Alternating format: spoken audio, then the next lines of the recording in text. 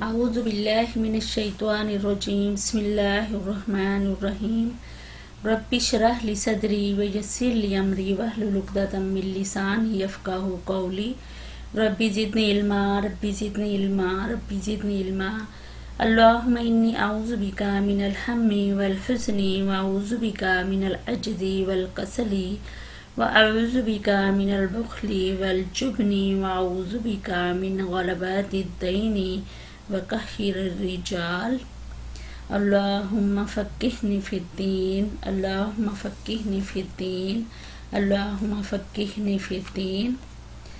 تمام بہنوں کو السلام علیکم ورحمۃ اللہ وبرکاتہ۔ شروع اللہ کے پاک بابرکت نام کے ساتھ جو رحمان اور رحیم ہے، اسی نے ہم سب کو پیدا کیا ہے اور اسی کی طرف ہم سب کو لوٹ کے جانا ہے۔ الحمدللہ ہم 13ویں پارے کا ہمارے آغاز ہے۔ اللہ تعالیٰ سے دعا ہے کہ اللہ تعالیٰ جس کو سمجھنے کی ہمارے لیے آسانی پیدا کریں اور اس کے اوپر عمل کرنے کی توفیق عطا فرمائیں۔ 13ویں پارے میں ہم نے سورہ یوسف جو ہے وہ شروع کی ہوئی ہے۔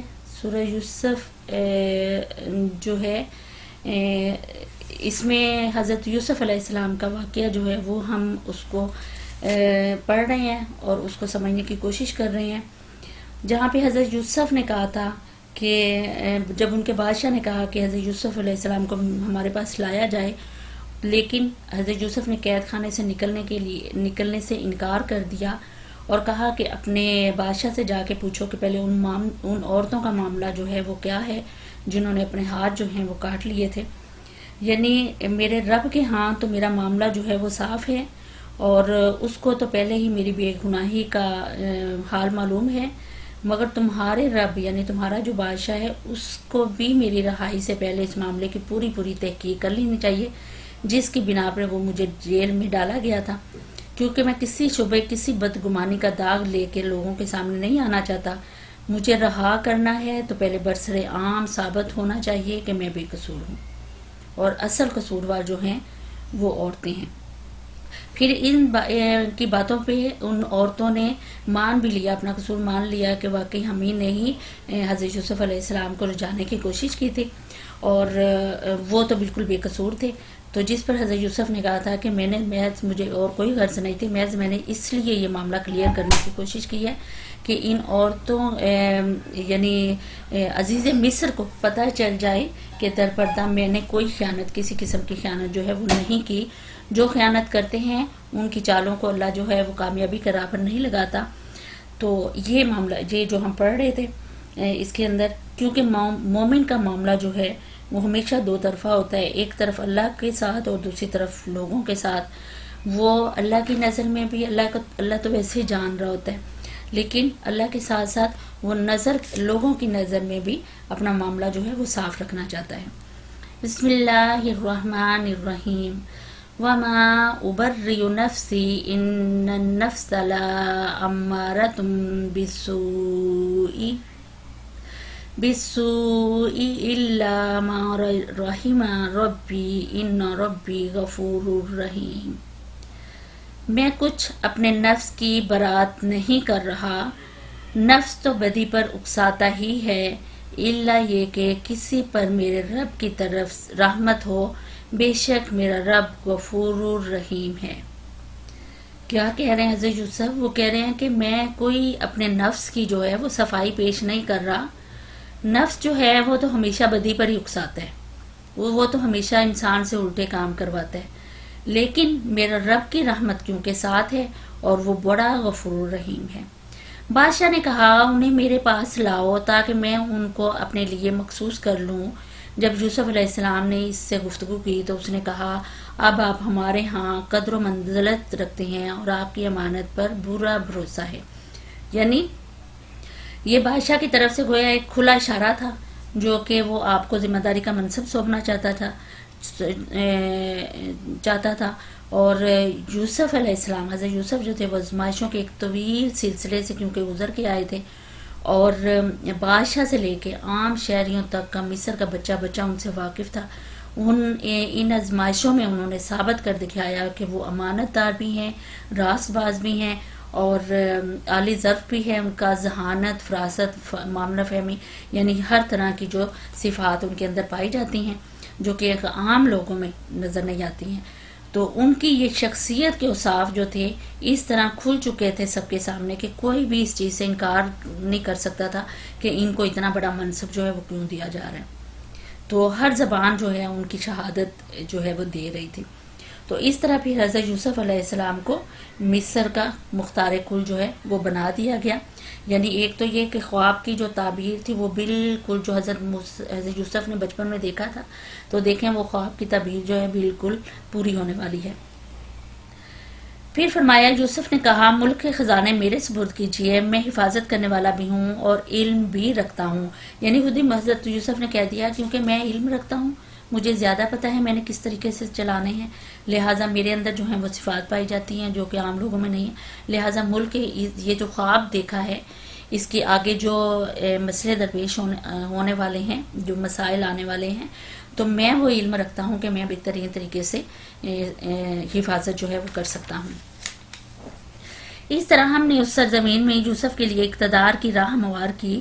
وہ مختار تھا کہ اس میں جہاں چاہے اپنی جگہ بنائے. ہم اپنی رحمت سے جس کو چاہتے ہیں نوازتے ہیں. نیک لوگوں کا اجر ہمارے ہاں مارا نہیں جاتا.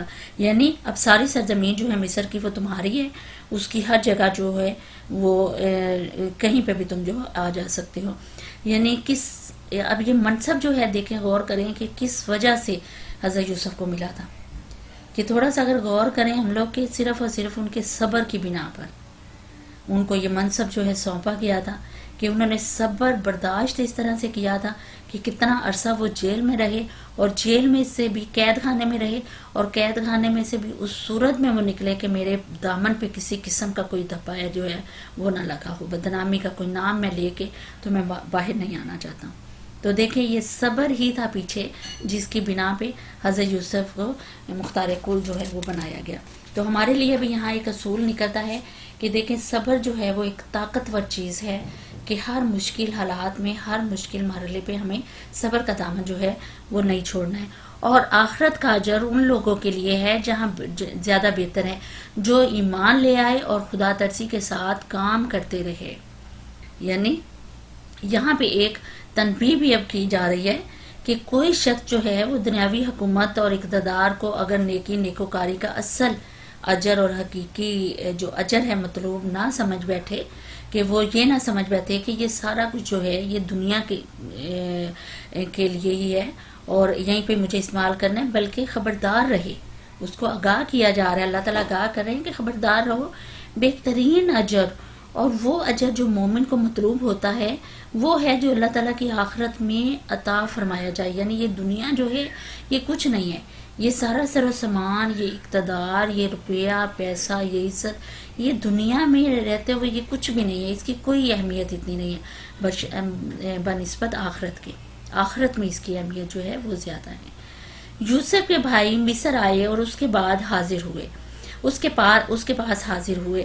اب یہاں پہ 7-8 برس کے جو واقعات ہیں وہ درمیان میں چھوڑ دیے گئے ہیں، اور خلاصہ اس کا یہ ہے کہ خواب والی وہ پیش خبری کے مطابق حضرت یوسف کی حکومت کے پہلے 7 سال جو ہیں وہ مصر میں انتہائی خوشحالی کے گزرے، اور ان ایام میں انہوں نے آنے والے قحط کے لیے وہ تمام جو پیشن بندیاں تھیں وہ کر لی تھی جن کا مشورہ بادشاہ کے خواب کی تعبیر بتاتے ہوئے انہوں نے دیا تھا.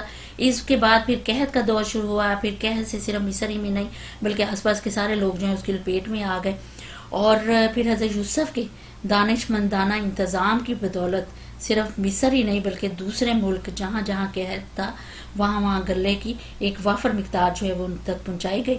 تو اس طرح پھر ہمسایہ ملک کے لوگ مجبور ہوئے کہ غلہ حاصل کرنے کے لیے مصر کی طرف رجوع کریں. اس طرح پھر خبر پہنچتے پہنچتے ان کے فلسطین تک بھی پہنچی، اور پھر ان کے بھائی جب غلہ لینے کے لیے آئے تو پھر اس طرح سے انہوں نے اپنے دوسرے بھائی کو جو طلب کیا غلے کے اس میں، تو یہ سارا واقعہ جو ہے درمیان میں پھر آیا. یوسف کے بھائی مصر آئے اور اس کے ہاں حاضر ہوئے. اس نے انہیں پہچان لیا مگر وہ اس سے ناشنا تھے. پھر جب اس نے ان کا سامان تیار کروایا دیا تو چلتے وقت ان سے کہا اپنے ستیلے بھائی کو میرے پاس لانا. دیکھتے نہیں ہو کہ میں کس طرح پیمانہ بھر کر دیتا ہوں اور کیسا اچھا مہمان نواز ہوں. اگر تم اسے نہ لاؤ گے تو میرے پاس تمہارے لیے کوئی غلہ نہیں ہے، بلکہ تم میرے قریب بھی نہ پھٹکنا. یعنی اس کو لانا جو ہے ضروری ہے کہ یہ 10 بھائی آئے ہیں مگر وہ اپنے والد اور اپنے 11ویں بھائی کا حصہ مانگ رہے ہوں گے، تو اس بنا پہ پھر یوسف نے کہا ہوگا کہ اس کو لانا ضروری ہے، اگر وہ آئے گا تو پھر ہم حصہ دیں گے۔ انہوں نے کہا ہم کوشش کریں گے کہ والد صاحب اسے بھیجنے پر راضی ہو جائیں، اور ہم ایسا ضرور کریں گے۔ یوسف نے اپنے غلاموں کو اشارہ کیا کہ ان لوگوں نے غلے کے عوض جو مال دیا ہے وہ چپکے سے ان کے سامان میں رکھ دو۔ یہ یوسف نے اس امید پر کیا کہ گھر پہنچ کر وہ اپنا واپس پایا ہوا مال پہچان جائیں گے یا اس فیاضی پر احسان مند ہوں گے، اور عجب نہیں کہ پھر پلٹیں۔ یعنی اس کے پیچھے بھی ایک حکمت تھی کہ وہ جو غلے کے اندر پیسے سارے واپس رکھ دینے تھے تاکہ وہ جائیں اور پھر واپس جو ہیں وہ پلٹیں۔ جب وہ اپنے باپ کے پاس گئے تو کہا ابا جان، آئندہ ہم کو غلہ دینے سے انکار کر دیا گیا ہے، لہٰذا اب آپ ہمارے بھائی کو ہمارے ساتھ بھیج دیں تاکہ ہم غلہ لے آئیں اور اس کی حفاظت کے ہم ذمہ دار ہیں۔ باپ نے جواب دیا کیا میں اس کے معاملے میں تم پر ویسا ہی بھروسہ کروں جیسا اس سے پہلے اس کے بھائی کے معاملے پہ کر چکا ہوں؟ اللہ ہی بہتر حفاظت ہے اور حافظ ہے، اور وہ سب سے بڑھ کر رحم فرمانے والا ہے۔ فاللہ خیر الحافظا وہو ارحم الراحمین، وہ بہترین رحم فرمانے والا ہے اور سب سے بڑھ کر رحم فرمانے والا ہے۔ پھر جب انہوں نے اپنا سامان کھولا تو دیکھا کہ ان کا مال بھی انہیں واپس کر دیا گیا ہے۔ یہ دیکھ کر وہ پکار اٹھے بجان، اور ہمیں کیا چاہیے، دیکھیے یہ ہمارا مال بھی ہمیں واپس دے دیا گیا ہے، بس اب ہم جائیں گے اور اپنے اہل و عیال کے لیے رسد لے کر آئیں گے، یعنی ان کا حصہ جو ہے غلے کا وہ لے کے آئیں گے، اپنے بھائی کی حفاظت بھی کریں گے اور ایک بار شتر اور زیادہ بھی لے کر آئیں گے، اتنے غلے کا اضافہ آسانی کے ساتھ ہو جائے گا۔ ان کے باپ نے کہا میں اس کو ہرگز تمہارے ساتھ نہ بھیجوں گا، یعنی ہرگز تمہارے ساتھ نہیں جانے دوں گا، کیونکہ پہلے جانے دیا تھا بڑے بیٹے کو تو اب وہ مان نہیں دیتے۔ جب تک کہ تم اللہ کے نام سے مجھ کو پیمان نہ دے دو، یعنی کوئی عہد نہ کر لو میرے ساتھ کہ اسے میرے پاس ضرور واپس لے کر آؤ گے، الا یہ کہ کہیں تم گھیر ہی نہ لیے جاؤ۔ جب انہوں نے اس کو اپنے اپنے پیمان دے دیے، یعنی وعدہ کر لیا، تو اس نے کہا دیکھو ہمارے اس کور پر اللہ نگہبان ہے۔ پھر اس نے کہا میرے بچوں، مصر کے دارالسلطنت میں ایک دروازے سے داخل نہ ہونا بلکہ مختلف دروازوں سے داخل ہونا۔ اب یہاں پہ بھی ایک نصیحت جو ہے، باپ اپنی اولاد کو ایک نصیحت کر رہا ہے کہ مثلا کس طریقے کی کہ حضرت یعقوب کے دل میں کچھ گزر رہی تھی، کیا کچھ گزر رہی تھی واللہ عالم۔ ایک بیٹے کو انہوں نے بھیج دیا تھا، اور یوسف کے بعد ان کا بھائی جو ہے وہ یعنی اب اس کو بھیج رہے تھے، تو ایک اللہ کے اوپر صرف بھروسہ تھا اور صبر تھا اللہ کے اوپر کہ ان کا یہ مقام جو ہے نہایت بلند ہے صبر کی وجہ سے ہی، مگر پھر بھی تھے کہ ایک انسان ہی تھے، اور طرح طرح کے اندیشے اور طرح طرح کے خدشے جو ہیں وہ ظاہر ہے ہر باپ کے دل میں جو ہیں اٹھتے ہیں، اور رہ کر وہ اس خیال سے کانپ اٹھتے تھے کہ خدا جانے اب اس لڑکے کی صورت بھی دیکھ سکوں گا کہ نہیں دیکھ سکوں گا۔ پھر اس پر انہوں نے اپنے بیٹوں کو ایک نصیحت کی، اور نصیحت یہ تھی کہ دیکھو لوگوں کا محتاط ہو کے جانا، اس سرزمین پر آزاد قبائلی علاقے کے رہنے والے ہیں تم رہنے والے ہو، اور حضرت یعقوب کو یہ اندیشہ تھا کہ اس قحط کے زمانے میں اگر یہ لوگ ایک جتھا بن کر وہاں پہ گئے داخل ہوئے تو شاید انہیں کسی مشتبہ سمجھا جائے ان کو، اور یہ گمان کیا جائے کہ یہاں لوٹ مار کی غرض سے آئے ہیں۔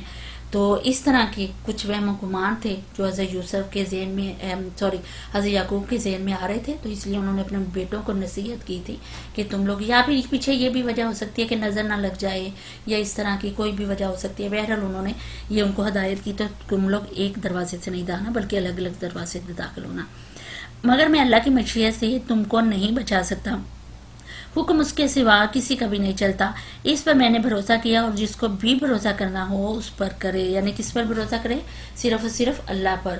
اور واقعہ بھی یہی ہوا کہ جب وہ اپنے باپ کی ہدایت کے مطابق شہر میں متفرق دروازوں سے داخل ہوئے تو اس کی یہ احتیاطی تدابیر اللہ کی مشیت کے مقابلے میں کچھ بھی کام نہ آ سکی، یعنی اللہ کی مرضی جو تھی وہ تو کچھ اور ہی تھی، تو اس وجہ سے کوئی کام نہ آ سکی۔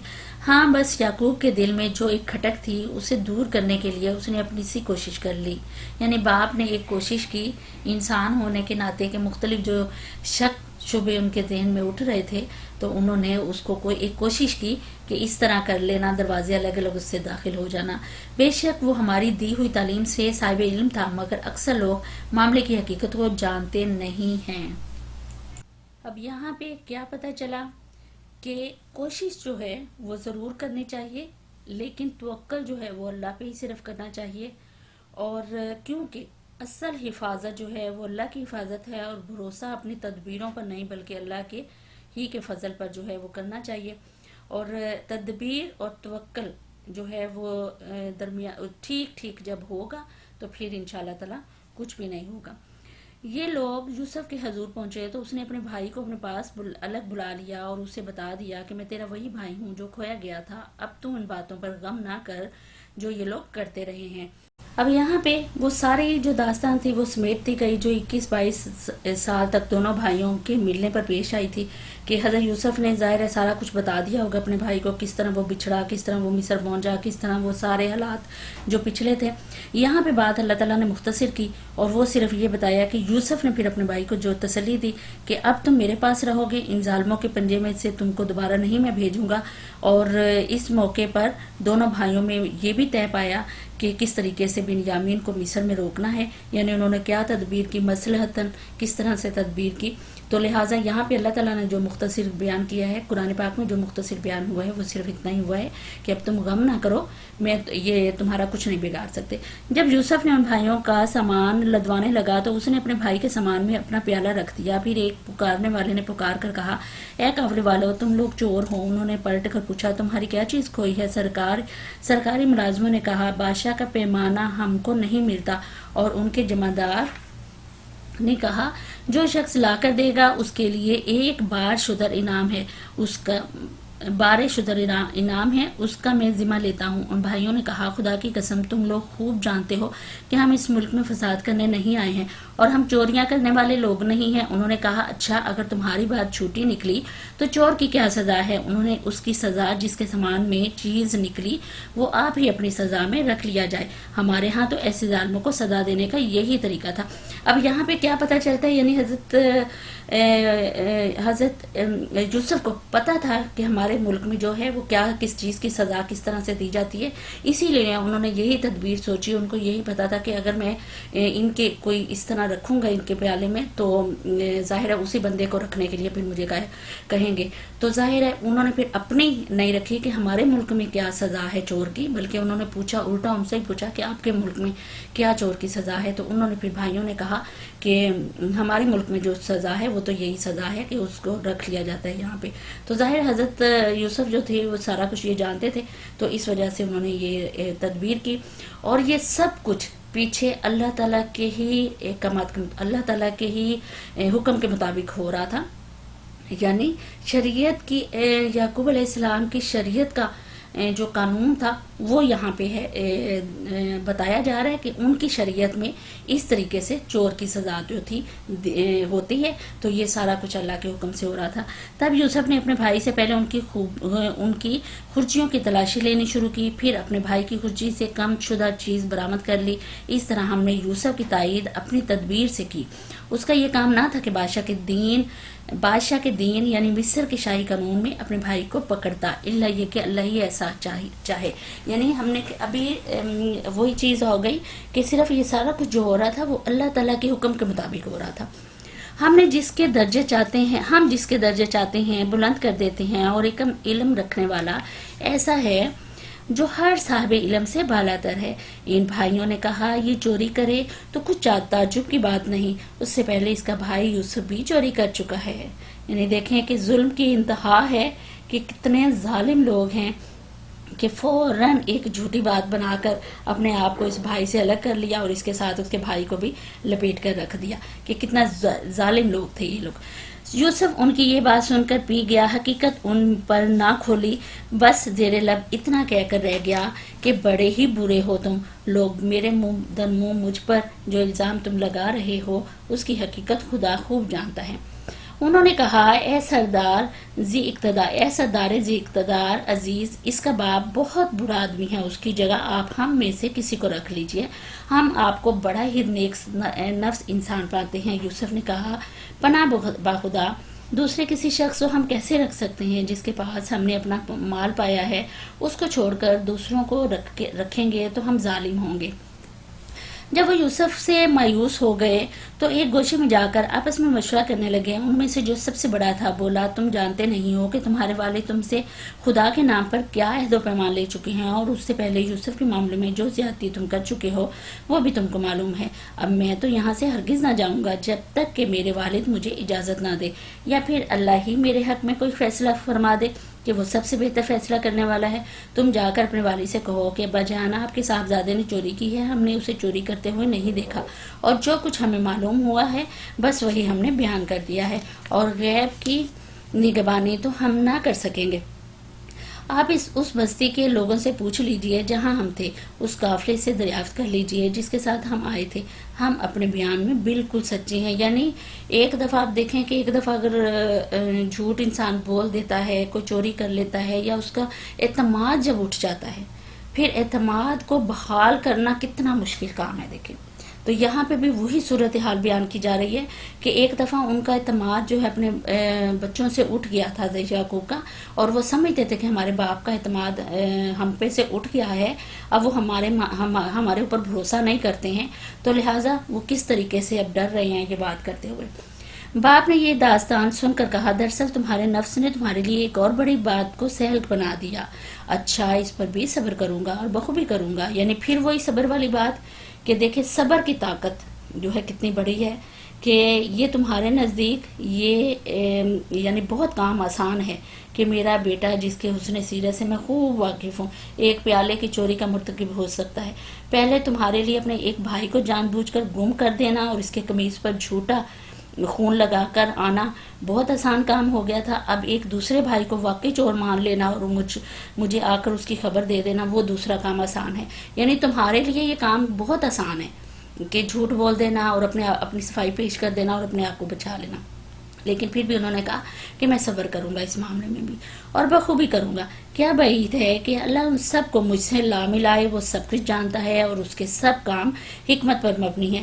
پھر وہ ان کی طرف سے منہ پھیر کر بیٹھ گیا اور کہنے لگا کہ ہائے یوسف، وہ دل ہی دل میں غم سے گھٹا جا رہا تھا اور اس کی آنکھیں سفید پڑ گئی تھی۔ بیٹوں نے کہا، خدا را آپ تو بس یوسف ہی کو یاد کیے جاتے ہیں، نوبت یہ آ گئی ہے کہ اس کے غم میں اپنے آپ کو گھلا دیں گے یا اپنی جان ہلاک کر دیں گے۔ اس نے کہا، میں اپنی پریشانی اور اپنے غم کی فریاد اللہ کے سوا کسی سے نہیں کرتا، اللہ سے جیسا میں واقف ہوں تم نہیں ہو۔ میرے بچوں، جا کر یوسف اور اس کے بھائی کی کچھ ٹو لگاؤ، اللہ کی رحمت سے مایوس نہ ہو، اس کی رحمت سے تو بس کافر ہی مایوس ہوا کرتے ہیں۔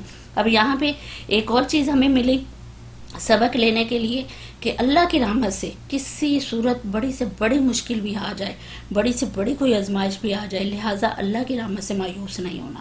اس میں بھی ہمارے لیے ایک بہت بڑا سبق ہے کہ چاہے کچھ بھی ہو جائے اللہ پر بھروسہ رکھنا ہے، اللہ پر توکل رکھنا ہے اور پھر مایوس نہیں ہونا۔ جب یہ لوگ مصر جا کر یوسف کی پیشی میں داخل ہوئے تو انہوں نے عرض کیا کہ اے سردار با اقتدار، ہم اور ہمارے اہل و عیال سخت مصیبت میں مبتلا ہیں اور ہم کچھ حقیر سی پونجی لے کر آئے ہیں، آپ ہمیں بھرپور غلہ عنایت فرمائیے اور ہم کو خیرات دیں۔ یعنی ہماری یہ گزارش ہے کہ جو کچھ آپ دیں گے وہ گویا آپ کا صدقہ ہوگا۔ اس غلے کی قیمت میں جو پونجی ہم پیش کر سکے ہیں وہ تو بے شک اس لائق نہیں ہے کہ ہم اس قدر غلہ جو ہے وہ ہمیں دیا جائے، تو ہماری لیکن ضرورت جو ہے وہ کافی ہے۔ کس طریقے سے دیکھیں اللہ تعالیٰ کی حکمتیں دیکھیں کہ کس طریقے سے انہوں نے اللہ تعالیٰ نے حضرت یوسف کو اقتدار دیا اور ان کا خواب سچا ہوا، اور وہی بھائی جو کہ بڑے اکڑ کے چلتے تھے کس طریقے سے وہ آج ان سے جو ہے وہ بھیک مانگ رہے ہیں اور صدقہ مانگ رہے ہیں۔ تو یہ اللہ کی قدرت ہے، اللہ خیرات کرنے والوں کو جزا دیتا ہے۔ یہ سن کر یوسف سے نہ رہا گیا، اس نے کہا، تمہیں کچھ یہ بھی معلوم ہے کہ تم نے یوسف اور اس کے بھائی کے ساتھ کیا کیا تھا جبکہ تم نادان تھے؟ وہ چونک کر بولے، ہائے کیا تم یوسف ہو؟ اس نے کہا، ہاں میں یوسف ہوں اور یہ میرا بھائی ہے، اللہ نے ہم پر احسان فرمایا۔ حقیقت یہ ہے کہ اگر کوئی تقوی اور صبر سے کام لے تو اللہ کے ہاں ایسے نیک لوگوں کا اجر مارا نہیں جاتا۔ انہوں نے کہا، باخدا تم کو اللہ نے ہم پر فضیلت بخشی اور واقعی ہم خطا کار تھے۔ اس نے جواب دیا، آج تم پر کوئی گرفت نہیں، اللہ تمہیں معاف کرے، وہ سب سے بڑھ کر معاف رحم فرمانے والا ہے۔ جاؤ میرا یہ قمیض لے جاؤ اور میرے والد کے منہ پر ڈال دو اور ان کی بنائی لپٹ آئے گی، اور اپنے سب اہل و عیال کو میرے پاس لے آؤ۔ یعنی پھر بھی دیکھیں اتنا ظلم و ستم، اتنا ظلم کے بعد بھی حضرت یوسف نے ایک تو بات یہاں پہ یہ ہمیں ملی کہ واقعی صبر جو ہے، جس کو ہم بار بار دہرا رہے ہیں، ایک پوائنٹ ہمیں مل گیا کہ ہم نے صبر جو ہے اس کا دامن ہاتھ سے نہیں چھوڑنا. تو دوسرا یہ کہ چاہے کوئی کتنا بھی ظلم کرے تو ہمارا اجر تو اللہ کے نزدیک ہے، ہم نے تو اجر اللہ سے لینا ہے، تو لہٰذا معافی کا ہتھیار جو ہے وہ ہاتھ سے نہیں چھوڑنا چاہیے. جب یہ قافلہ مصر سے روانہ ہوا تو ان کے باپ نے کنعان میں یعنی فلسطین جہاں پہ حضرت یوسف علیہ السلام پیدا ہوئے تھے، یوسف کی خوشبو محسوس کر رہا ہوں. تم لوگ کہیں یہ نہ کہنے لگو کہ میں بڑھاپے میں سٹیا گیا ہوں. یعنی جب وہاں پہ پہنچے فلسطین میں اتنے دیکھیں فاصلہ کتنی دور کا تھا، اور فلسطین اپنے وہاں شہر میں تھے تو وہیں پہ کہہ دیا تھا کہ میں یوسف کی قمیض کیونکہ آ رہی تھی، حضرت یوسف کی قمیض لے کے مصر سے ابھی چلے ہی تھے، اور ادھر سینکڑوں میل کا فاصلہ تھا. حضرت یوسف یعقوب اس کی مہک جو ہے وہ محسوس کر رہے تھے. گھر کے لوگ بولے خدا کی قسم آپ ابھی تک اپنے اس پرانے خبت میں پڑے ہوئے ہیں، یعنی اس جنون اور اس دیوانگی میں ابھی تک آپ پڑے ہوئے ہیں. پھر جب خوشخبری لانے والا آیا تو اس نے یوسف کا قمیض یعقوب کے منہ پہ ڈال دیا اور یک اس کی بینائی جو ہے وہ لوٹ آئی. تب اس نے کہا میں تم سے کہتا نہ تھا میں اللہ کی طرف سے وہ کچھ جانتا ہوں جو تم نہیں جانتے ہو. سب بول اٹھے ابا جان آپ ہمارے گناہوں کی بخشش کے لیے دعا کریں، واقعی ہم خطا کار تھے. اس نے کہا میں اپنے رب سے تمہارے لیے معافی کی درخواست کروں گا، وہ بڑا معاف کرنے والا اور رحیم ہے. پھر جب وہ لوگ یوسف کے پاس پہنچے تو اس نے اپنے والدین کو اپنے ساتھ بٹھا لیا اور اپنے سب کنبے والوں سے کہا چلو اب شہر میں چلو، اللہ نے چاہا تو امن چین سے رہو گے. یعنی پھر وہ سب کو مصر لے آئے اور اپنے باپ اور ماں کو بڑے احترام سے انہوں نے اپنے پاس بٹھایا. شہر میں داخل ہونے کے بعد اس نے اپنے والدین کو اٹھا کر اپنے پاس تخت پر بٹھایا اور سب اس کے آگے بے اختیار سجدے میں جھک گئے. یوسف نے کہا ابا جان یہ تعبیر ہے میرے اس خواب کی جو میں نے پہلے دیکھا تھا. میرے رب نے اسے حقیقت بنا دیا. اس کا احسان ہے کہ اس نے مجھے قید خانے سے نکالا اور آپ لوگوں کو صحرا سے نکال کر مجھ سے ملایا. حالانکہ شیطان میرے اور میرے بھائیوں کے درمیان فساد ڈال چکا تھا. واقعی یہ ہے کہ میرا رب غیر محسوس تدبیروں سے اپنی مشیت پوری کرتا ہے. بے شک وہ علیم ہے، حکیم ہے. یعنی دیکھیں کہ شیطان نے کوئی کسر نہیں چھوڑی تھی مجھے اور میرے بھائیوں کے درمیان دشمنی ڈالنے کی اور فساد ڈالنے کی. لیکن دیکھیں یہاں پہ دیکھیں کہ حضرت یوسف کا کہ پھر بھی انہوں نے احسان مانا، اپنی اس اکڑ میں اور نشے میں نہیں آئے، بلکہ احسان جو ہے وہ اللہ تعالیٰ کا مانا کہ اللہ تعالیٰ کا کتنا فضل ہے میرے اوپر، اور اللہ کا فضل نہ ہوتا تو پھر کچھ بھی نہ ہوتا. بے شک وہ علیم اور حکیم ہے. اے میرے رب تو نے مجھے حکومت بخشی اور مجھ کو باتوں کی تہ تک پہنچنا سکھایا. زمین و آسمان کے بنانے والے تو ہی دنیا اور آخرت میں میرا سرپرست ہے. میرا خاتمہ اسلام پر کر اور انجام کار مجھے صالحین کے ساتھ ملا. آمین. ہماری بھی اللہ تعالیٰ سے یہی دعا ہے اللہ تعالیٰ جی ہمیں بھی آپ صالحین سے ملائیے گا. اے محمد صلی اللہ علیہ وسلم یہ قصہ غیب کی خبروں میں سے ہے جو ہم تم پر وحی کر رہے ہیں، ورنہ تم اس وقت موجود نہ تھے جب یوسف کے بھائیوں نے آپس میں اتفاق کر کے سازش کی تھی، مگر تم خواہ کتنا ہی چاہو ان میں سے اکثر لوگ مان کر دینے والے نہیں ہیں. یعنی جنہوں نے آ کے بات کی پوچھا تو پھر اب اللہ تعالیٰ نبی پاک صلی اللہ علیہ وسلم سے مخاطب ہیں اور کہہ رہے ہیں دیکھو جب یہ قصہ نازل ہوا تھا، جب یہ واقعہ نازل ہوا تھا اس وقت تم موجود نہیں تھے، اور جب یہ سازش بھی ہو رہی تھی اور سارا کچھ. لیکن اب جن لوگوں کو تم یہ واقعہ سنا رہے ہو نا، انہوں نے اگر نہیں ماننا تو نہیں مانیں گے، وہ پھر بھی نہیں مانیں گے، چاہے تم جتنے مرضی ان کو دلیلیں دو، جتنے مرضی ان کو واقعے قصے سناؤ، پھر بھی نہیں وہ مانیں گے. حالانکہ تم اس پر خدمت پر ان سے کوئی اجرت بھی نہیں مانگتے ہو. یہ تو ایک نصیحت ہے جو دنیا والوں کے لیے عام ہے. زمین اور آسمان میں کتنی ہی نشانیاں ہیں جن پر سے یہ لوگ گزرتے رہتے ہیں اور ذرا توجہ نہیں کرتے. یعنی بے بہا اللہ تعالیٰ کی نشانیاں زمین میں اور آسمان میں، لیکن کیا ہے کہ توجہ نہیں کرتے. اور یہاں پہ حضرت یوسف کا قصہ جو ہے وہ ختم ہو گیا ہے، لیکن وہی الہی کا مقصد میں اس قصہ گوئی نہیں تھا کہ قصہ سنا کے ایک تقریر کر کے تو ختم کر دینا، مگر یہاں تو قصہ کسی مقصد کے تحت سنایا گیا تھا، اور اس مقصد کی تبلیغ کے لیے جو موقع بھی مل جائے اس سے فائدہ جو ہے وہ بہرحال اٹھانے میں دریغ نہیں کیا جاتا. اب چونکہ لوگوں نے خود ہی نبی پاک صلی اللہ علیہ وسلم سے پوچھا تھا اور قصہ سننے کے لیے ان کے کان متوجہ تھے اور وہ سننا چاہ رہے تھے، لہٰذا جب ان کو قصہ سنا دیا گیا تو پھر بھی وہ جو ماننے والے نہیں تھے وہ نہیں مانے۔ اب یہاں پہ اللہ تعالیٰ اپنی قدرتوں کی پھر نشاندہی کر رہے ہیں کہ زمین اور آسمان کتنی ہی نشانیاں ہیں جن پر یہ لوگ گزرتے ہیں۔ یعنی یہ تو ایک قصہ ہے جو ان کو بیان کیا گیا ہے، یہ تو ایک قصہ سنایا گیا جو کہ انہوں نے پوچھنے پہ ان کو بتایا گیا ہے۔ ان کے علاوہ بھی، اس قصوں کے علاوہ بھی زمین و آسمان میں بے بہا نشانیاں ہیں جن کے اوپر غور کرنے سے یہ اگر غور کریں تو انہیں پتہ چلے کہ ایک وحدت قدرت ایسی ہے جو کہ یہ بناتی ہے، تو ان کا ایمان پختہ ہو۔ لیکن یہ کیونکہ ماننے والے نہیں ہیں اس لیے نہیں مانیں گے۔ ان میں سے اکثر اللہ کو مانتے ہیں مگر اس طرح کہ اس کے ساتھ دوسروں کو شریک ٹھہراتے ہیں، یعنی اگر مان بھی لیتے ہیں تو پھر شریک ٹھہرا دیتے ہیں۔ یہ مطمئن ہے کہ خدا کے عذاب کی کوئی بلا انہیں دبوچ نہ لے گی یا بے خبری میں قیامت کی گھڑی اچانک ان پر نہ آ جائے گی۔ تم ان سے صاف کہہ دو کہ میرا راستہ تو یہ ہے کہ میں اللہ کی طرف بلاتا ہوں، میں خود بھی پوری روشنی میں اپنا راستہ دیکھ رہا ہوں اور میرے ساتھی بھی، اور اللہ پاک ہے ہر شرک کرنے والوں سے میرے کوئی واسطہ نہیں ہے۔ یعنی اب یہاں پہ صاف صاف انکار کر دیا گیا کہ میرا واسطہ شرک کرنے والوں سے نہیں ہے، لہٰذا میں تو ایک اللہ تعالیٰ کی طرف بلانے والا اس کا پیغمبر ہوں۔ اے محمد صلی اللہ علیہ وسلم، تم سے پہلے ہم نے جو پیغمبر بھیجے تھے وہ سب بھی انسان ہی تھے اور انہیں بستیوں کے رہنے والوں میں سے تھے، اور انہیں کی طرف ہم نے وہی بھیجتے رہے تھے۔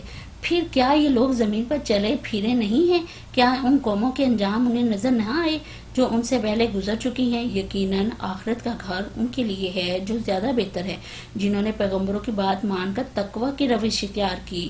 کیا اب بھی تم لوگ نہ سمجھو گے؟ یعنی ان کے پیچھے سارے واقعات ان کو پتہ ہے، ان کی انجیل زبور سب میں ہے یہ واقعی اور یہ جانتے ہیں، لیکن کیونکہ یہ ماننے والے نہیں ہیں تو نہیں مانیں گے۔ جو ماننے والے ہیں وہ پھر تقوی کی روش تو ہیں وہ اختیار کرتے ہیں۔ پہلے پیغمبروں کے ساتھ بھی یہی ہوتا رہا ہے کہ وہ مدتوں نصیحت کرتے رہے اور لوگوں نے سن کر نہ دیا، یہاں تک کہ جب پیغمبر لوگوں سے مایوس ہو گئے اور لوگوں نے بھی سمجھ لیا کہ ان سے جھوٹ بولا گیا تھا، یک ہماری مدد پیغمبروں کو پہنچ گئی۔ پھر جب ایسا موقع آ جاتا کہ ہمارا قاعدہ یہ ہے کہ جسے ہم چاہتے ہیں بچا لیتے ہیں، مجرموں پر سے تو ہمارا عذاب ٹالا ہی نہیں جا سکتا۔ یعنی ایک اٹل فیصلہ ہے اللہ تعالیٰ کا کہ چاہے جو مرضی ہو جائے، مجرم ہی ہیں، ان کے اوپر سے فیصلہ جو ہے وہ نہیں ٹل سکتا۔ اگلے لوگوں کے ان قصوں میں عقل و ہوش رکھنے والوں کے لیے عبرت ہے، یعنی نشانیاں بھی ہیں، اور جب عذاب آئے ہیں ان قصوں میں پھر عبرت ہے۔ جو کوئی ابھی اس عبرت سے سبق لینا چاہے وہ لے لے۔ یہ جو کچھ قرآن میں بیان کیا جا رہا ہے یہ بناوٹی باتیں نہیں ہیں، بلکہ جو کتابیں اس سے پہلے آئی ہوئی ہیں انہی کی تصدیق ہے، اور ہر چیز کی تفصیل اور ایمان لانے والوں کے لیے ہدایت اور رحمت ہے۔ یعنی یہ تصدیق کرتی ہے یہ کتاب پچھلی کتابوں کی بھی، اور حق ہے یہ، اور حق ہی بیان کر رہی ہے۔ تو یہ حضرت یوسف کا اس میں ٹوٹل جو پوری تفصیل کے ساتھ قصہ جو ہے وہ بیان کیا گیا، جس سے ہمیں اس طرح کی اللہ تعالیٰ نے باتیں رکھی کہ ہمیں ایک ایک بات جو ہے وہ سمجھ آ گئی۔ تو اللہ تعالیٰ سے بس یہی دعا ہے کہ اللہ تعالیٰ جی ہمارا بھی بھروسہ آپ پر ہے اور ہونا بھی چاہیے اللہ تعالیٰ کے اوپر بھروسہ، اور اللہ تعالیٰ تقوی جو ہے اس کو ہم نے ضرور اختیار کرنا ہے انشاءاللہ۔ تو آگے جو سورت ہے جس کو ہم سمجھنے کی کوشش کریں گے، سورہ رعد، اس کو ہم ترتیب کے لحاظ سے اس کا 13واں نمبر ہے، نزول کے اعتبار سے 96 نمبر ہے۔ رعد کہتے ہیں بادل کی گرج کو، بجلی کی کڑک کو، یعنی بادلوں کا فرشتہ اس کڑک کو پیدا کرتے ہیں اللہ کے اذن سے۔ تو یہ رعد یعنی بجلی کی کڑک، اور اس سورت کا نام بھی علامت کے طور پہ رکھا گیا، اور یہ سورت بھی اس دور کی ہے جس میں سورہ یونس، سورہ ہود اور سورہ اعراف جو ہے نازل ہوئی تھی، جب کہ نبی پاک صلی اللہ علیہ وسلم نے ان کا ذکر کیا تھا کہ میں ان کی وجہ سے میں پریشان ہو جاتا ہوں، اور یہ جو ہیں مجھے رلاتی ہیں، یعنی اس میں کیونکہ قوموں کے اوپر عذاب ان کا ذکر جو ہے وہ کیا گیا۔ اور دوسرا یہ کہ زمانہ قیام کے مکہ کے آخری دور کی صورت ہے، جب نبی پاک صلی اللہ علیہ وسلم کو اسلام کی دعوت دیتے ہوئے تقریباً ایک مدت جو ہے وہ گزر چکی تھی، اور مخالفین آپ صلی اللہ علیہ وسلم کو ہر طرح سے تکلیف دے رہے تھے اور آپ کے مشن کو ناکام بنانے کی کوشش کر رہے تھے۔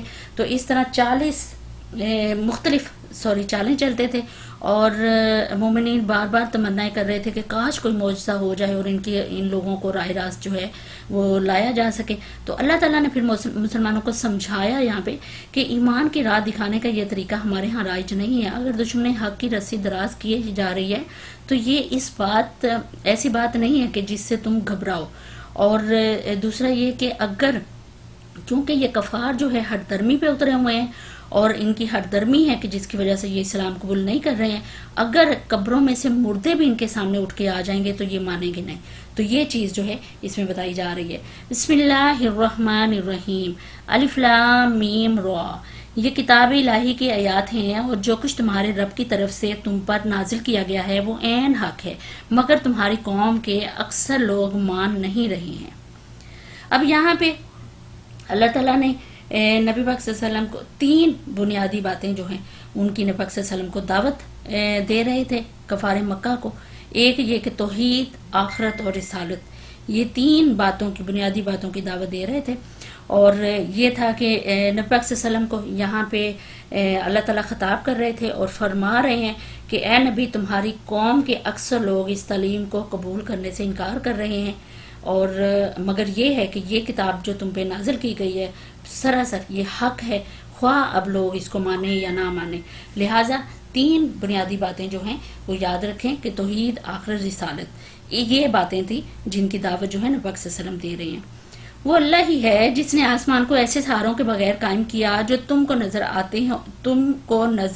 آتے ہوں، پھر وہ اپنے تخت سلطنت پر جلوہ فرما ہوا، اور اس نے آفتاب و ماہتاب کو ایک قانون کا پابند بنا دیا۔ اس سارے نظام کی ہر چیز ایک وقت مقرر تک کے لیے چل رہی ہے، اور اللہ ہی ہے اس سارے کام کی تدبیر فرما رہا ہے۔ وہ نشانیاں کھول کھول کر بیان کرتا ہے، شاید کہ تم اپنے رب کے ملاقات کا یقین کرو، یعنی کھول کھول کے نشانیاں جو ہیں تمہارے سامنے رکھ رہا ہے وہ مالک، شاید اس لیے کہ تم اپنے رب سے ملاقات کا یقین کر لو۔ اور وہی ہے جس نے یہ زمین پھیلا رکھی ہے، اس میں پہاڑوں کے کھونٹے گاڑ رکھے ہیں اور دریا بہا دیے ہیں، اس نے ہر طرح کے پھلوں کے جوڑے پیدا کیے، اور وہی دن پر رات طاری کرتا ہے۔ ان ساری چیزوں میں بڑی نشانیاں ہیں ان لوگوں کے لیے جو غور و فکر سے کام لیتے ہیں۔ یعنی کیا پتہ چلا یہاں پہ کیا کہا جا رہا ہے کہ زمین میں غور و فکر کرو، ہمیں زمین میں غور و فکر کرنے کو کہا جا رہا ہے کہ اللہ تعالیٰ کی بے بہا نشانیاں ہیں اس زمین میں بھی، آسمان میں بھی، اور پیچھے جو کہا کہ ایک چکر میں جو ہے اللہ تعالیٰ کے حکم کے مطابق چاند ستارے ہر چیز جو ہے وہ چل رہی ہے، تو یہ اللہ کی نشانیاں ہیں، اس کی قدرت ہے، یہ تو غور و فکر کرنا ہے ہم نے۔ اور دیکھو زمین میں الگ الگ خطے پائے جاتے ہیں جو ایک دوسرے سے متصل واقع ہیں، انگور کے باغ ہیں، کھیتیاں ہیں، کھجوروں کے درخت ہیں، جن میں سے کچھ جو ہیں ایک اکیرے ہیں، یعنی ایک تہہ کے ہیں، اور کچھ جو ہیں دورے ہیں، سب کو ایک ہی پانی سے راب کرتا ہے، مگر مزے میں ہم کسی کو بہتر بنا دیتے ہیں اور کسی کو کمتر۔ ان سب چیزوں میں بہت سی نشانیاں ان لوگوں کے لیے جو عقل سے کام لیتے ہیں۔ پھر یہاں پہ توحید کا جو ہے وہ سبق دیا جا رہا ہے کہ دیکھو ہم لوگ کس طریقے سے نشانیاں کھولتے ہیں اور کس طریقے سے ہم بناتے ہیں۔ اگر ایک انگور بھی ہے تو انگور کا درخت بھی ہے، اس میں کچھ ایک تہہ والے ہیں، کچھ 2 تہوں والے ہیں، ان کو حالانکہ ایک ہی پانی سے سراب کیا جاتا ہے، لیکن پھر بھی ذائقے کے لحاظ سے وہ مختلف ہیں۔ تو یہاں پہ اللہ تعالیٰ جو ہے توحید کے جو درس ہیں وہ دے رہے ہیں۔ اور جیسے کھجور کے درختوں میں بعض ایسے ہوتے ہیں جن کی جڑ اگر آپ نے کبھی دیکھی ہو کہ ایک ہی تنا جو ہے نکلتا ہے، اور بعض میں ایک تنے سے 2 3 جو ہیں وہ تنے نکلے ہوتے ہیں، اکثر اتفاق ہوتا ہوگا کہ یہاں دیکھنے کا۔ پھر توحید کا جو اس آیت میں اللہ تعالیٰ کی توحید اور اس کی قدرت و حکمت کے جو نشانات دکھانے کے علاوہ ایک اور حقیقت کی طرف یہاں پہ اشارہ کیا جا رہا ہے، وہ یہ ہے کہ اللہ تعالیٰ اس کائنات میں کہیں بھی یکسانی نہیں رکھی۔ ایک ہی زمین ہے، مگر اس کے تمام خطے جو ہیں، تمام خطے جو ہیں وہ اپنے اپنے رنگ، شکلوں، خصوصیت میں جدا ہیں۔ ایک ہی زمین، ایک ہی پانی، مگر اس سے طرح طرح کے غلے اور پھل پیدا ہوتے ہیں۔ ایک ہی درخت ہے اور اس کا ہر پھل جو ہے دوسرے پھل سے نوعیت میں تھوڑا سا مختلف ہے، اور یعنی ہر چیز جو ہے، کوئی بھی چیز ایک جیسی نہیں ہے۔ اللہ تعالیٰ نے ہر چیز الگ الگ پیدا کی ہے۔ یہاں تک دیکھیں انسانوں کو بھی دیکھیں کس طریقے سے انسان ایک دوسرے سے مختلف ہیں، تو یہ اللہ کی قدرت ہے۔ اور عقل رکھنے والوں کے لیے نشانی ہے کہ یہاں تک کہ ایک ماں کے 2 3 4 بچے ہیں لیکن ان کے دیکھیں فنگر پرنٹس تک نہیں ملتے آپس میں، ان کے دیکھیں کہ ایک شکل و صورت نہیں آپس میں ملتی ہے، عادتیں آپس میں نہیں ملتی. تو یہ اللہ تعالیٰ کی قدرت ہے. اور یہاں پہ اللہ تعالیٰ کہہ رہے ہیں کہ ان لوگوں کے لیے نشانیاں ہیں جو کہ سوچتے سمجھتے ہیں. اب اگر تمہیں تعجب کرنا ہے تو تعجب کے قابل لوگوں کا یہ قول ہے کہ جب ہم مر کر مٹی ہو جائیں گے تو کیا ہم نئے سرے سے پیدا کیے جائیں گے؟ یہ وہ لوگ ہیں جنہوں نے اپنے رب سے کفر کیا. یعنی پھر وہی سوال کہ کیا ہم مر کے پھر زندہ ہو سکیں گے دوبارہ سے؟ پھر وہی سوال کر رہے ہیں. یعنی آخرت سے انکار دراصل خدا سے اور اس کی قدرت اور اس کی حکمت سے انکار کرنا ہے. تو یہ لوگ اسی چیز سے انکار کر رہے ہیں. یہ وہ لوگ ہیں جن کی گردنوں میں توق پڑے ہوئے ہیں، یہ جہنمی ہیں اور جہنم میں ہمیشہ رہیں گے. یہ لوگ بھلائی سے پہلے برائی کے لیے جلدی مچا رہے ہیں. یعنی بھلائی سے پہلے برائی آنے کے لیے کہ لے آؤ وہ نشانی، لے آؤ وہ قیامت، لے آؤ وہ تم وہ گھڑی، بلا لو اس گھڑی کو، کیا بگاڑ لے گی ہمارا وہ گھڑی. یعنی قیامت کو یہ پہلے بلا رہے ہیں. یہاں پہ اللہ تعالیٰ کہہ رہے ہیں کہ بھلائی کو ان کو وہ کرنا چاہیے، برائی کی جلدی مچا رہے ہیں. اور یہ کہ یہ جو نبی صلی اللہ علیہ وسلم کو کہتے ہیں کہ اگر تم واقعی نبی ہو اور تم دیکھ رہے ہو کہ ہم نے تم کو جھٹلا بھی دیا ہے تو اب آخر وہ عذاب کیوں نہیں جاتا ہمارے اوپر جس کی تم ہمیں ہر وقت دھمکی دیتی رہتے ہو. تو یہ لوگ کہہ رہے ہیں. تو اس وجہ سے کیا پتہ چلا ہمارے لیے یہاں پہ کیا سبق نکلتا ہے کہ کسی چیز کے لیے اتنی جلدی جو ہے نہیں مچانی چاہیے کہ اتنی جلدی ہو کسی چیز کے لیے. لہٰذا اس میں بھی صبر اور تحمل مزاجی سے جو کام کرنا ہے. حالانکہ ان سے پہلے جو لوگ اس روش پر چلے ہیں ان پر خدا کے عذاب کی عبرت ناک مثالیں گزر چکی ہیں. حقیقت یہ ہے کہ تیرا رب لوگوں کی زیادتیوں کے باوجود ان کے ساتھ چشم پوشی سے کام لیتا ہے. یعنی درگزر فرما دیتا ہے چاہے کچھ بھی یہ کتنی بھی زیادتیاں کرتے ہیں. اور یہ بھی حقیقت ہے کہ تیرا رب سخت سزا دینے والا ہے. یہ لوگ جنہوں نے تمہاری بات ماننے سے انکار کر دیا کہتے ہیں کہ اس شخص پر اس کے رب کی طرف سے کوئی نشانی کیوں نہ اتری. یعنی کوئی نشانی، ان کی مراد ایسی نشانی کہ جسے دیکھ کر ان کو یقین آ جائے کہ محمد صلی اللہ علیہ وسلم اللہ کے رسول ہیں. یعنی اس طرح کی نشانیوں کی وہ کرتے تھے، بات کرتے تھے اور تقاضے کرتے تھے. تم نے محض خبردار کر دینے والے ہو، تم تو محض خبردار کر دینے والے ہو اور ہر قوم کے لیے ایک رہنما ہے. اللہ ایک ایک حاملہ کے پیٹ سے واقف ہے، جو کچھ اس میں بنتا ہے اور اسے بھی وہ جانتا ہے، اور جو کچھ اس میں کمی یا بیشی ہوتی ہے اس سے بھی وہ باخبر رہتا ہے. ہر چیز کے لیے اس کے ہاں ایک مقدار مقرر ہے، ایک مقدار مقرر ہے. وہ پوشیدہ اور ظاہر ہر چیز کا عالم ہے. وہ بزرگ ہے اور ہر حال میں بالا تر رہنے والا ہے. یعنی دیکھیں یہ وہ چیز ہے جہاں پہ آ کے انسان کی عقل جو ہے وہ دنگ رہ جاتی ہے کہ سائنس نے جتنی بھی ترقی کر لی ہو، کہاں پہ بھی پہنچ گئی ہو، یہاں پہ آ کے وہ سائنس یہ نہیں بتا سکتی کہ یہ بچہ جو ہے یہ بعد میں یہ کتنا عرصہ زندہ رہے گا، اس کی قسمت میں کیا لکھا ہوا ہے، اس کی قسمت میں خوراک کتنی ہے، یہ کتنے عرصے کے لیے کس طرح کا یہ آدمی بنے گا، یہ نیک بنے گا کہ بد بنے گا. یعنی یہاں پہ آ کے دیکھیں جب وہ پروان چڑھتا ہے اور پھر جب اس کا پتہ چلتا ہے کہ کیا کیا وہ کرتا ہے، یہاں پہ اللہ تعالیٰ کی قدرتوں کے اوپر بھرپور یقین ہوتا ہے کہ واقعی ایک ذات ایسی ہے جو صرف واحد وہ ذات ہے جو یہ کر سکتی ہے اور کوئی نہیں کر سکتا.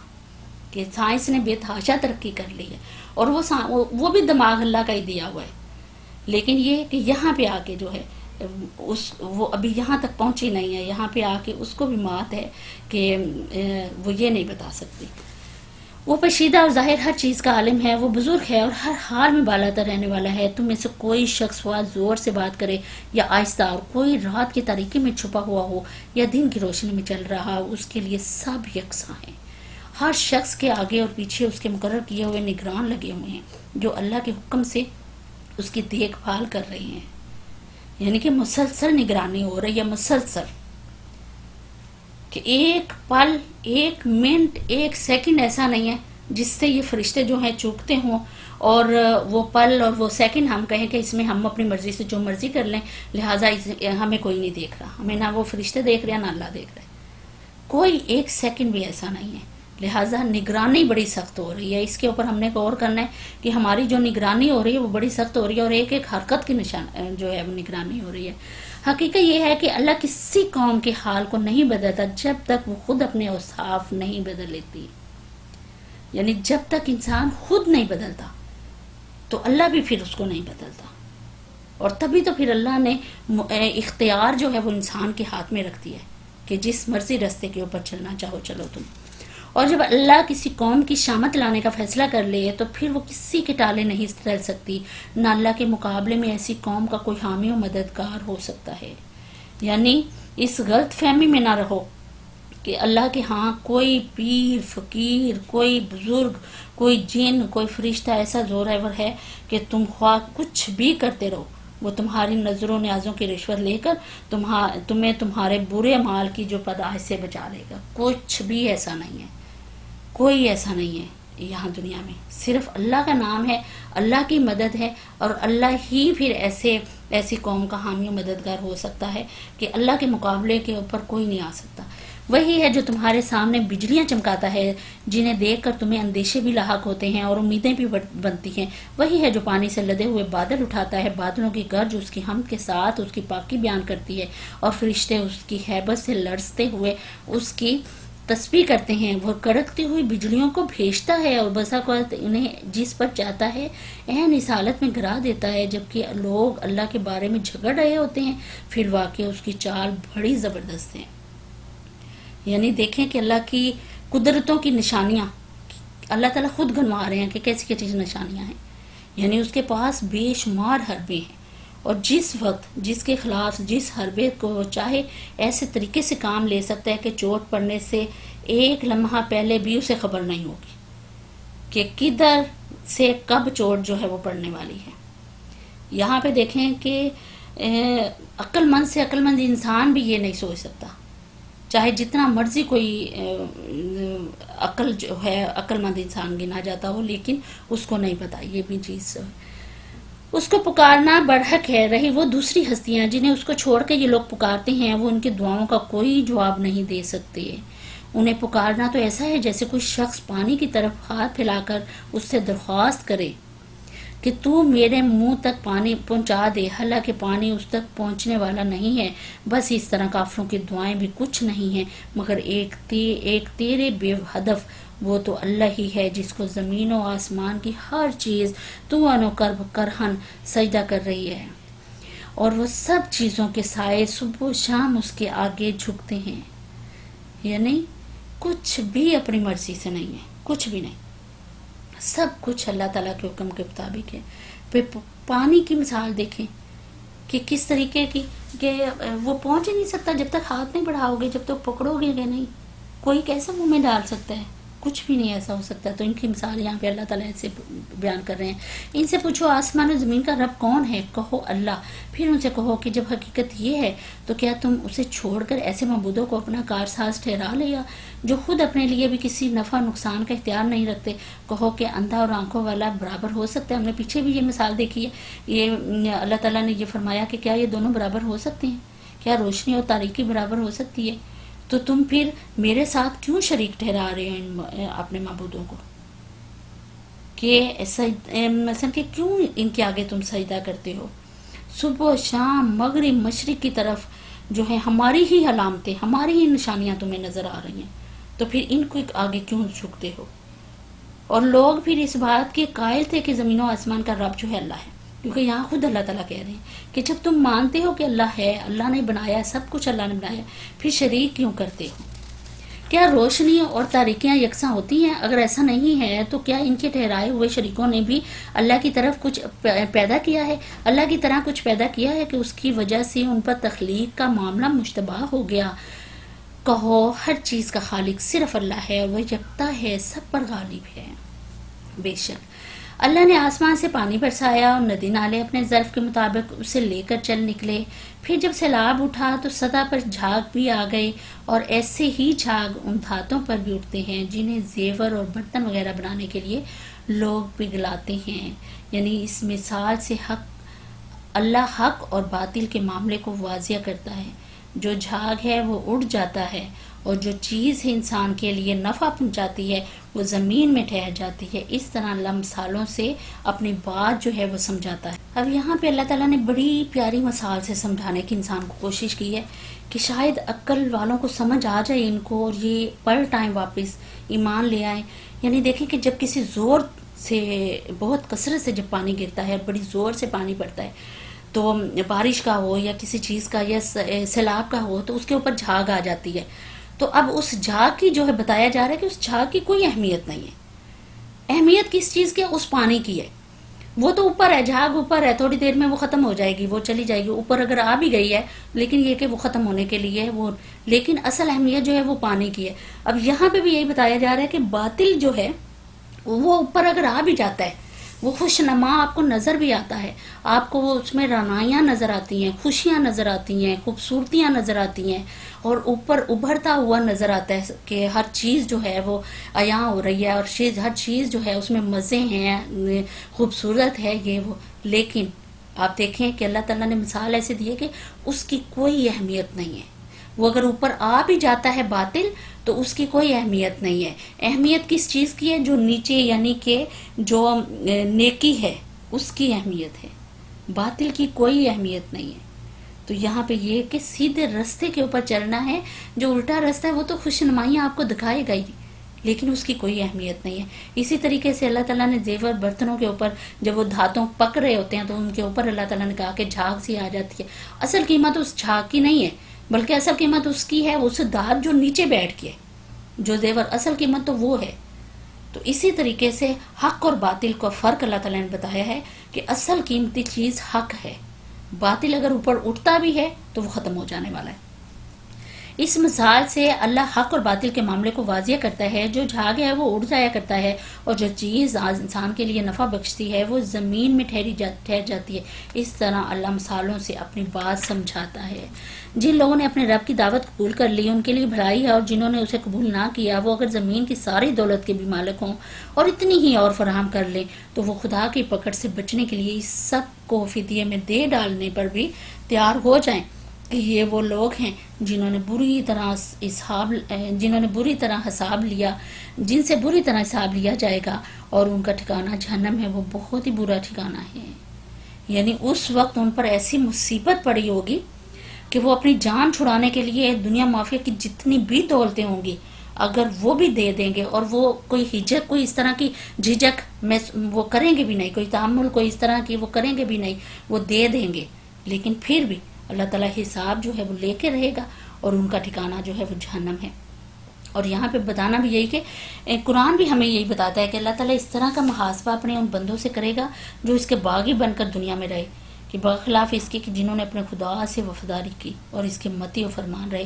یہاں پہ ایک حدیث بھی ہے کہ حضرت عائشہ فرماتی ہیں کہ میں نے عرض کیا یا رسول اللہ، میرے نزدیک کتاب اللہ کی سب سے زیادہ خوفناک آیت وہ ہے جس میں ارشاد ہوا ہے کہ جو شخص کوئی برائی کرے گا تو وہ اس کی سزا پائے گا. اس پر حضور پاک صلی اللہ علیہ وسلم نے فرمایا، عائشہ کیا تمہیں معلوم نہیں ہے کہ خدا کے متی و فرمان بندے کو دنیا میں جو تکلیف پہنچتی ہے، حتیٰ کہ اگر کوئی کانٹا بھی اس کو چبھتا ہے تو اللہ اسے اس کے کسی نہ کسی قصور کی سزا قرار دے کر دنیا ہی میں اس کا حساب صاف کر دیتا ہے. آخرت میں تو جس سے بھی محاسبہ ہوگا وہ سزا پا کر رہے گا. یعنی آخرت کا اس کا مطلب ہے کہ جو آخرت میں کٹہرے میں کھڑا کیا جائے گا نا، اس سے حساب جو ہے نا وہ لیا جائے گا. حضرت عائشہ نے عرض کیا پھر اللہ تعالیٰ اس کے ارشاد کا مطلب اللہ تعالیٰ کے اس ارشاد کا کیا مطلب ہے کہ جس کا نامہ مال اس کے سیدھے ہاتھ میں دیا جائے گا اس سے ہلکا حساب لیا جائے گا. حضور پاک صلی اللہ علیہ وسلم نے جواب دیا، اس سے مراد ہے پیشی، یعنی اس کی بھلائیاں کے ساتھ اس کی برائیاں بھی اللہ تعالیٰ کے سامنے پیش ضرور ہوں گی، مگر جس سے باز پرس ہوگی وہ تو بس سمجھ لو کہ مارا گیا.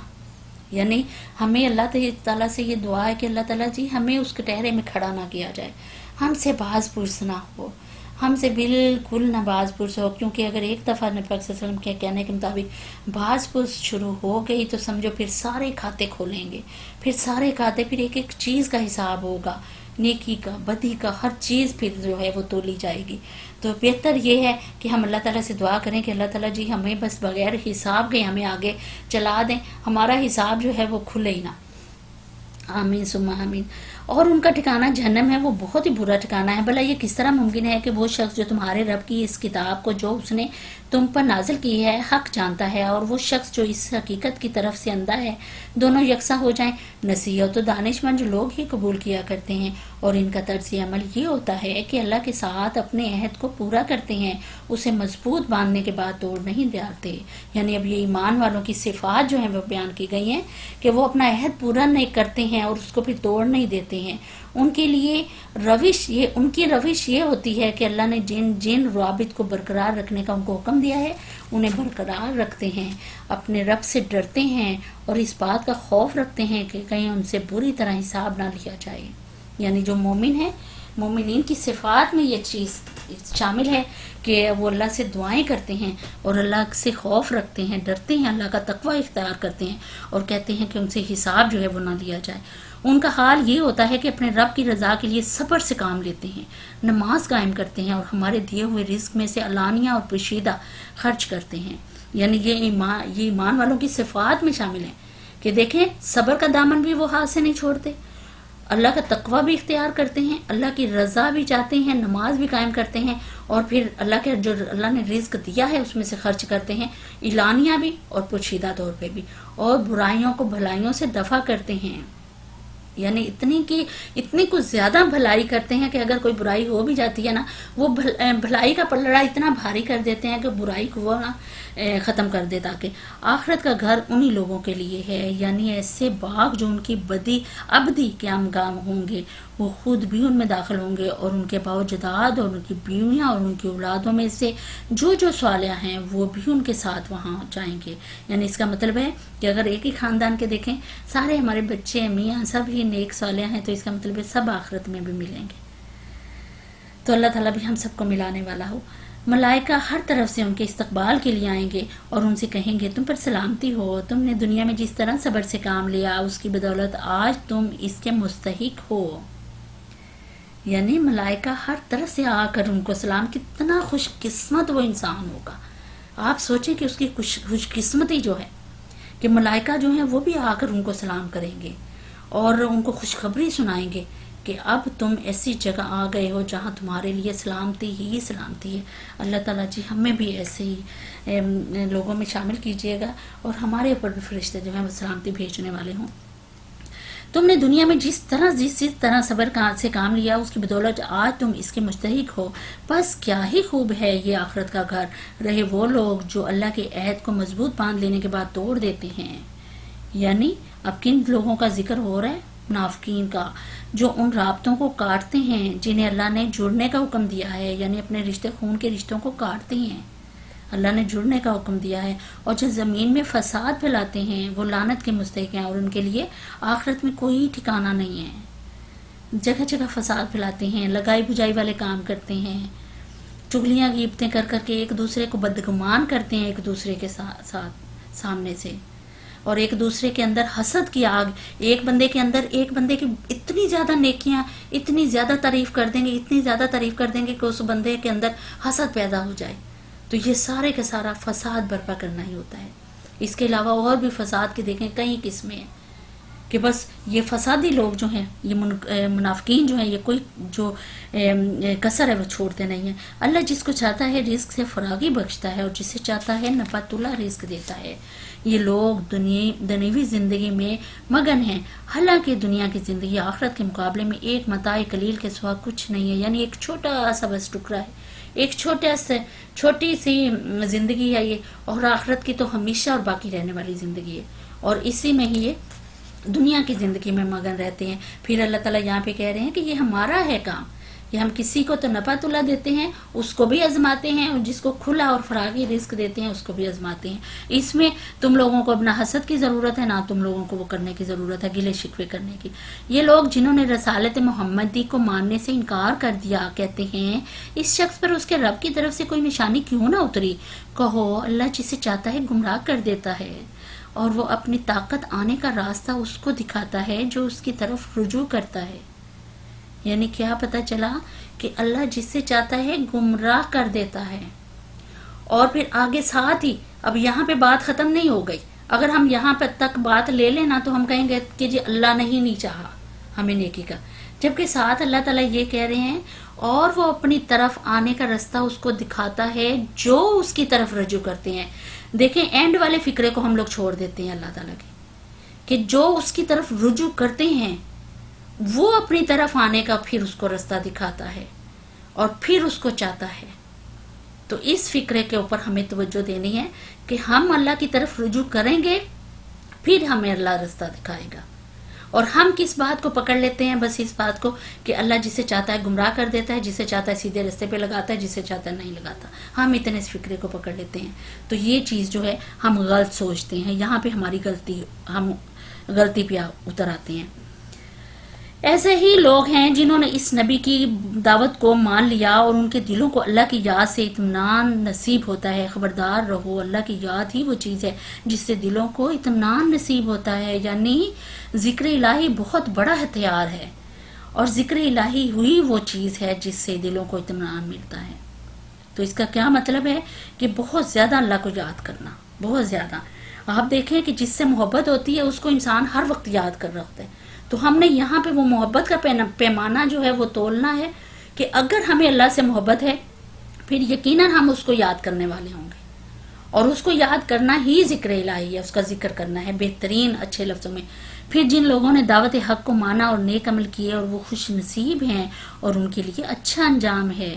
اے محمد صلی اللہ علیہ وسلم، اس شان سے ہم نے تم کو رسول بنا کر بھیجا ہے ایک ایسی قوم میں جس سے پہلے وہ بہت سی قومیں گزر چکی ہیں، تاکہ تم ان لوگوں کو وہ پیغام سناؤ جو ہم نے تم پر نازل کیا، اس حال میں کہ یہ اپنے نہایت مہربان خدا کے کافر بنے ہوئے ہیں. یعنی خدا کے یہ بہت زیادہ نافرمان بنے ہوئے ہیں اور خدا کے ساتھ شریک کر رہے ہیں. یہ ان سے کہو کیا وہی میرا رب ہے، اس کے سوا کوئی معبود نہیں ہے. ان سے کہو کہ وہی میرا رب ہے، اس کے سوا کوئی معبود نہیں ہے. اس پر میں نے بھروسہ کیا اور وہی میرا ملجا و ماوا ہے. یعنی وہی میری پناہ گاہ ہے. میں نے تو اسی کی طرف رجوع کیا ہے اور میں تو اسی پہ بھروسہ کرتا ہوں. اور کیا ہو جاتا ہے اگر کوئی ایسا قرآن اتار دیا جاتا جس کے زور سے پہاڑ چلنے لگتے یا زمین شک ہو جاتی یا مردے قبروں سے نکل کر بولتے. اس طرح کی نشانیاں دکھا دینا کچھ مشکل نہیں اللہ کے لیے. یعنی اللہ کے لیے کوئی مشکل کام نہیں، اللہ اس طرح کی نشانیاں دکھا سکتا ہے، بلکہ سارا اختیار ہی اللہ کے ہاتھ میں ہے. پھر کیا یہ اہل ایمان ابھی تک کفار کی طلب کے جواب میں کسی نشانی کے ظہور کی آس لگائے بیٹھے ہیں، اور وہ جیت جان کر مایوس نہیں ہوں گے کہ اگر اللہ چاہتا ہے تو سارے انسانوں کو ہدایت دے دیتا. یعنی اگر اللہ کے لیے کیا مشکل کام تھا، اللہ کے تو کچھ بھی کر سکتا ہے. تو یہ ایمان والے جب تھوڑا سا وہ بہت زیادہ ان کو تنگ کرتے تھے تو یہ لوگ پھر اس طرح کی وہ کرتے تھے کہ اللہ تعالیٰ دے دی کوئی نشانی ان کو دکھا کے تو تاکہ یہ ایمان لے آئیں، تو یہ لوگ قائل ہو جائیں اس چیز کے. پھر جب وہ محسوس کرتے کہ اس طرح کی کسی نشانی کے آنے کی وجہ سے کفار جو ہے نبی پاک صلی اللہ علیہ وسلم کی رسالت کے متعلق لوگوں کے دلوں میں جو یہ شک اور شبہ ہیں یہ پھیلانے کا موقع مل رہا ہے ان کو، تو ان کی بے چینی جو ہے اور بھی زیادہ بڑھ جاتی. اس پر پھر مسلمانوں سے اللہ تعالیٰ فرما رہے ہیں اس آیت میں کہ تم اس طرح کیوں کر رہے ہو، اس طرح کیوں سوچ رہے ہو. اور پھر اللہ کے تعالیٰ کے لیے تو سب انسانوں کو ہدایت دے دینا بھی کوئی مشکل کام نہیں ہے. جن لوگوں نے خدا کے ساتھ کفر کا رویہ اختیار کر رکھا ہے ان پر ان کے کرتوتوں کی وجہ سے کوئی نہ کوئی آفت آتی ہی رہتی ہے، یا ان کے گھر کے قریب کہیں نازل ہوتی ہے. یہ سلسلہ چلتا رہے گا یہاں تک کہ اللہ کا وعدہ آن پورا ہو، یعنی قیامت آ جائے. یقیناً اللہ اپنے وعدے کی خلاف ورزی نہیں کرتا. تم سے پہلے بھی بہت سے رسولوں کا مذاق اڑایا جا چکا ہے، مگر میں نے ہمیشہ منکرین کو دھیر دی اور آخرکار ان کو پکڑ لیا. پھر دیکھ لو کہ میری سزا کیسی سخت ہے. یعنی تم سے پہلے بھی جتنے انبیاء کرام آئے ہیں ان کا بھی یہ لوگ اسی طرح رسولوں کا مذاق اڑایا کرتے تھے، اور وہ ہمارا کام تھا کہ ہم ان منکرین کو ڈھیل دیتے رہتے ہیں. جب ان کی رسی جو ہے حد سے تجاوز کر جاتی ہے تو پھر ایک دم ان کو پکڑ لیتے ہیں اور پھر سزا دے دیتے ہیں. یہاں پہ دیکھیں ہمارے لیے بھی سبق ہے کہ دنیا میں جتنے لوگ ہیں ان کو اگر ان کے اوپر آسانیاں ہو رہی ہیں اور اللہ تعالیٰ کے کرم ہو رہے ہیں ان کے اوپر اور فروانی ہو رہی ہے، تو اس کا یہ مطلب نہیں ہے کہ وہ اللہ کے بڑے ولی اللہ ہیں اور بڑے اس طرح اللہ تعالیٰ کے مخلص بندے بنے ہوئے ہیں تو اللہ تعالیٰ ان کے اوپر، بلکہ یہ ایک آزمائش ہے. اللہ تعالیٰ آزما رہا ہے، ان کو دے کے آزما رہا ہے. تو اس چیز کو ضرور ہمیں غور رکھنا ہے کہ اللہ تعالیٰ دے کے بھی آزماتا ہے اور لے کے بھی آزماتا ہے، اور اللہ تعالیٰ کی ڈھیل جو ہے وہ ہوتی رہتی ہے۔ پھر کیا وہ جو ایک ایک متنفس کی کمائی پر نظر رکھتا ہے، یعنی اللہ ہے، وہ اللہ ہی ہے جو نظر رکھتا ہے۔ اس کے مقابلے میں یہ جسارتیں کی جا رہی ہیں کہ لوگوں نے اس کے کچھ شریک ٹھہرا رکھے ہیں۔ اے نبی صلی اللہ علیہ وسلم ان سے کہو اگر واقعی وہ خدا کے اپنے بنائے ہوئے شریک ہیں تو ذرا ان کے نام لو، وہ کون ہیں؟ کیا تم اللہ کو ایک نئی بات کی خبر دے رہے ہو؟ یعنی دیکھیں کتنی ان کی بدقسمتی کہ کہہ رہے ہیں کہ ایک ایک شخص کے حال سے فردن فردن واقف ہے اللہ، اور جس کی نگاہ سے نہ کسی نیک آدمی کی نیکی چھپی اور نہ بدی چھپی ہوئی ہے، تو تم لوگ اس کی طرف جھوٹ کر رہے ہو کہ اس نے شریک بنائے ہیں اپنے۔ تو یہاں پہ اللہ تعالیٰ کہہ رہے ہیں کوئی دلیل پیش کرو جسے وہ اپنی زمین میں نہیں جانتا، یا تم لوگ بس یوں ہی جو منہ میں آتا ہے کہہ ڈالتے ہو۔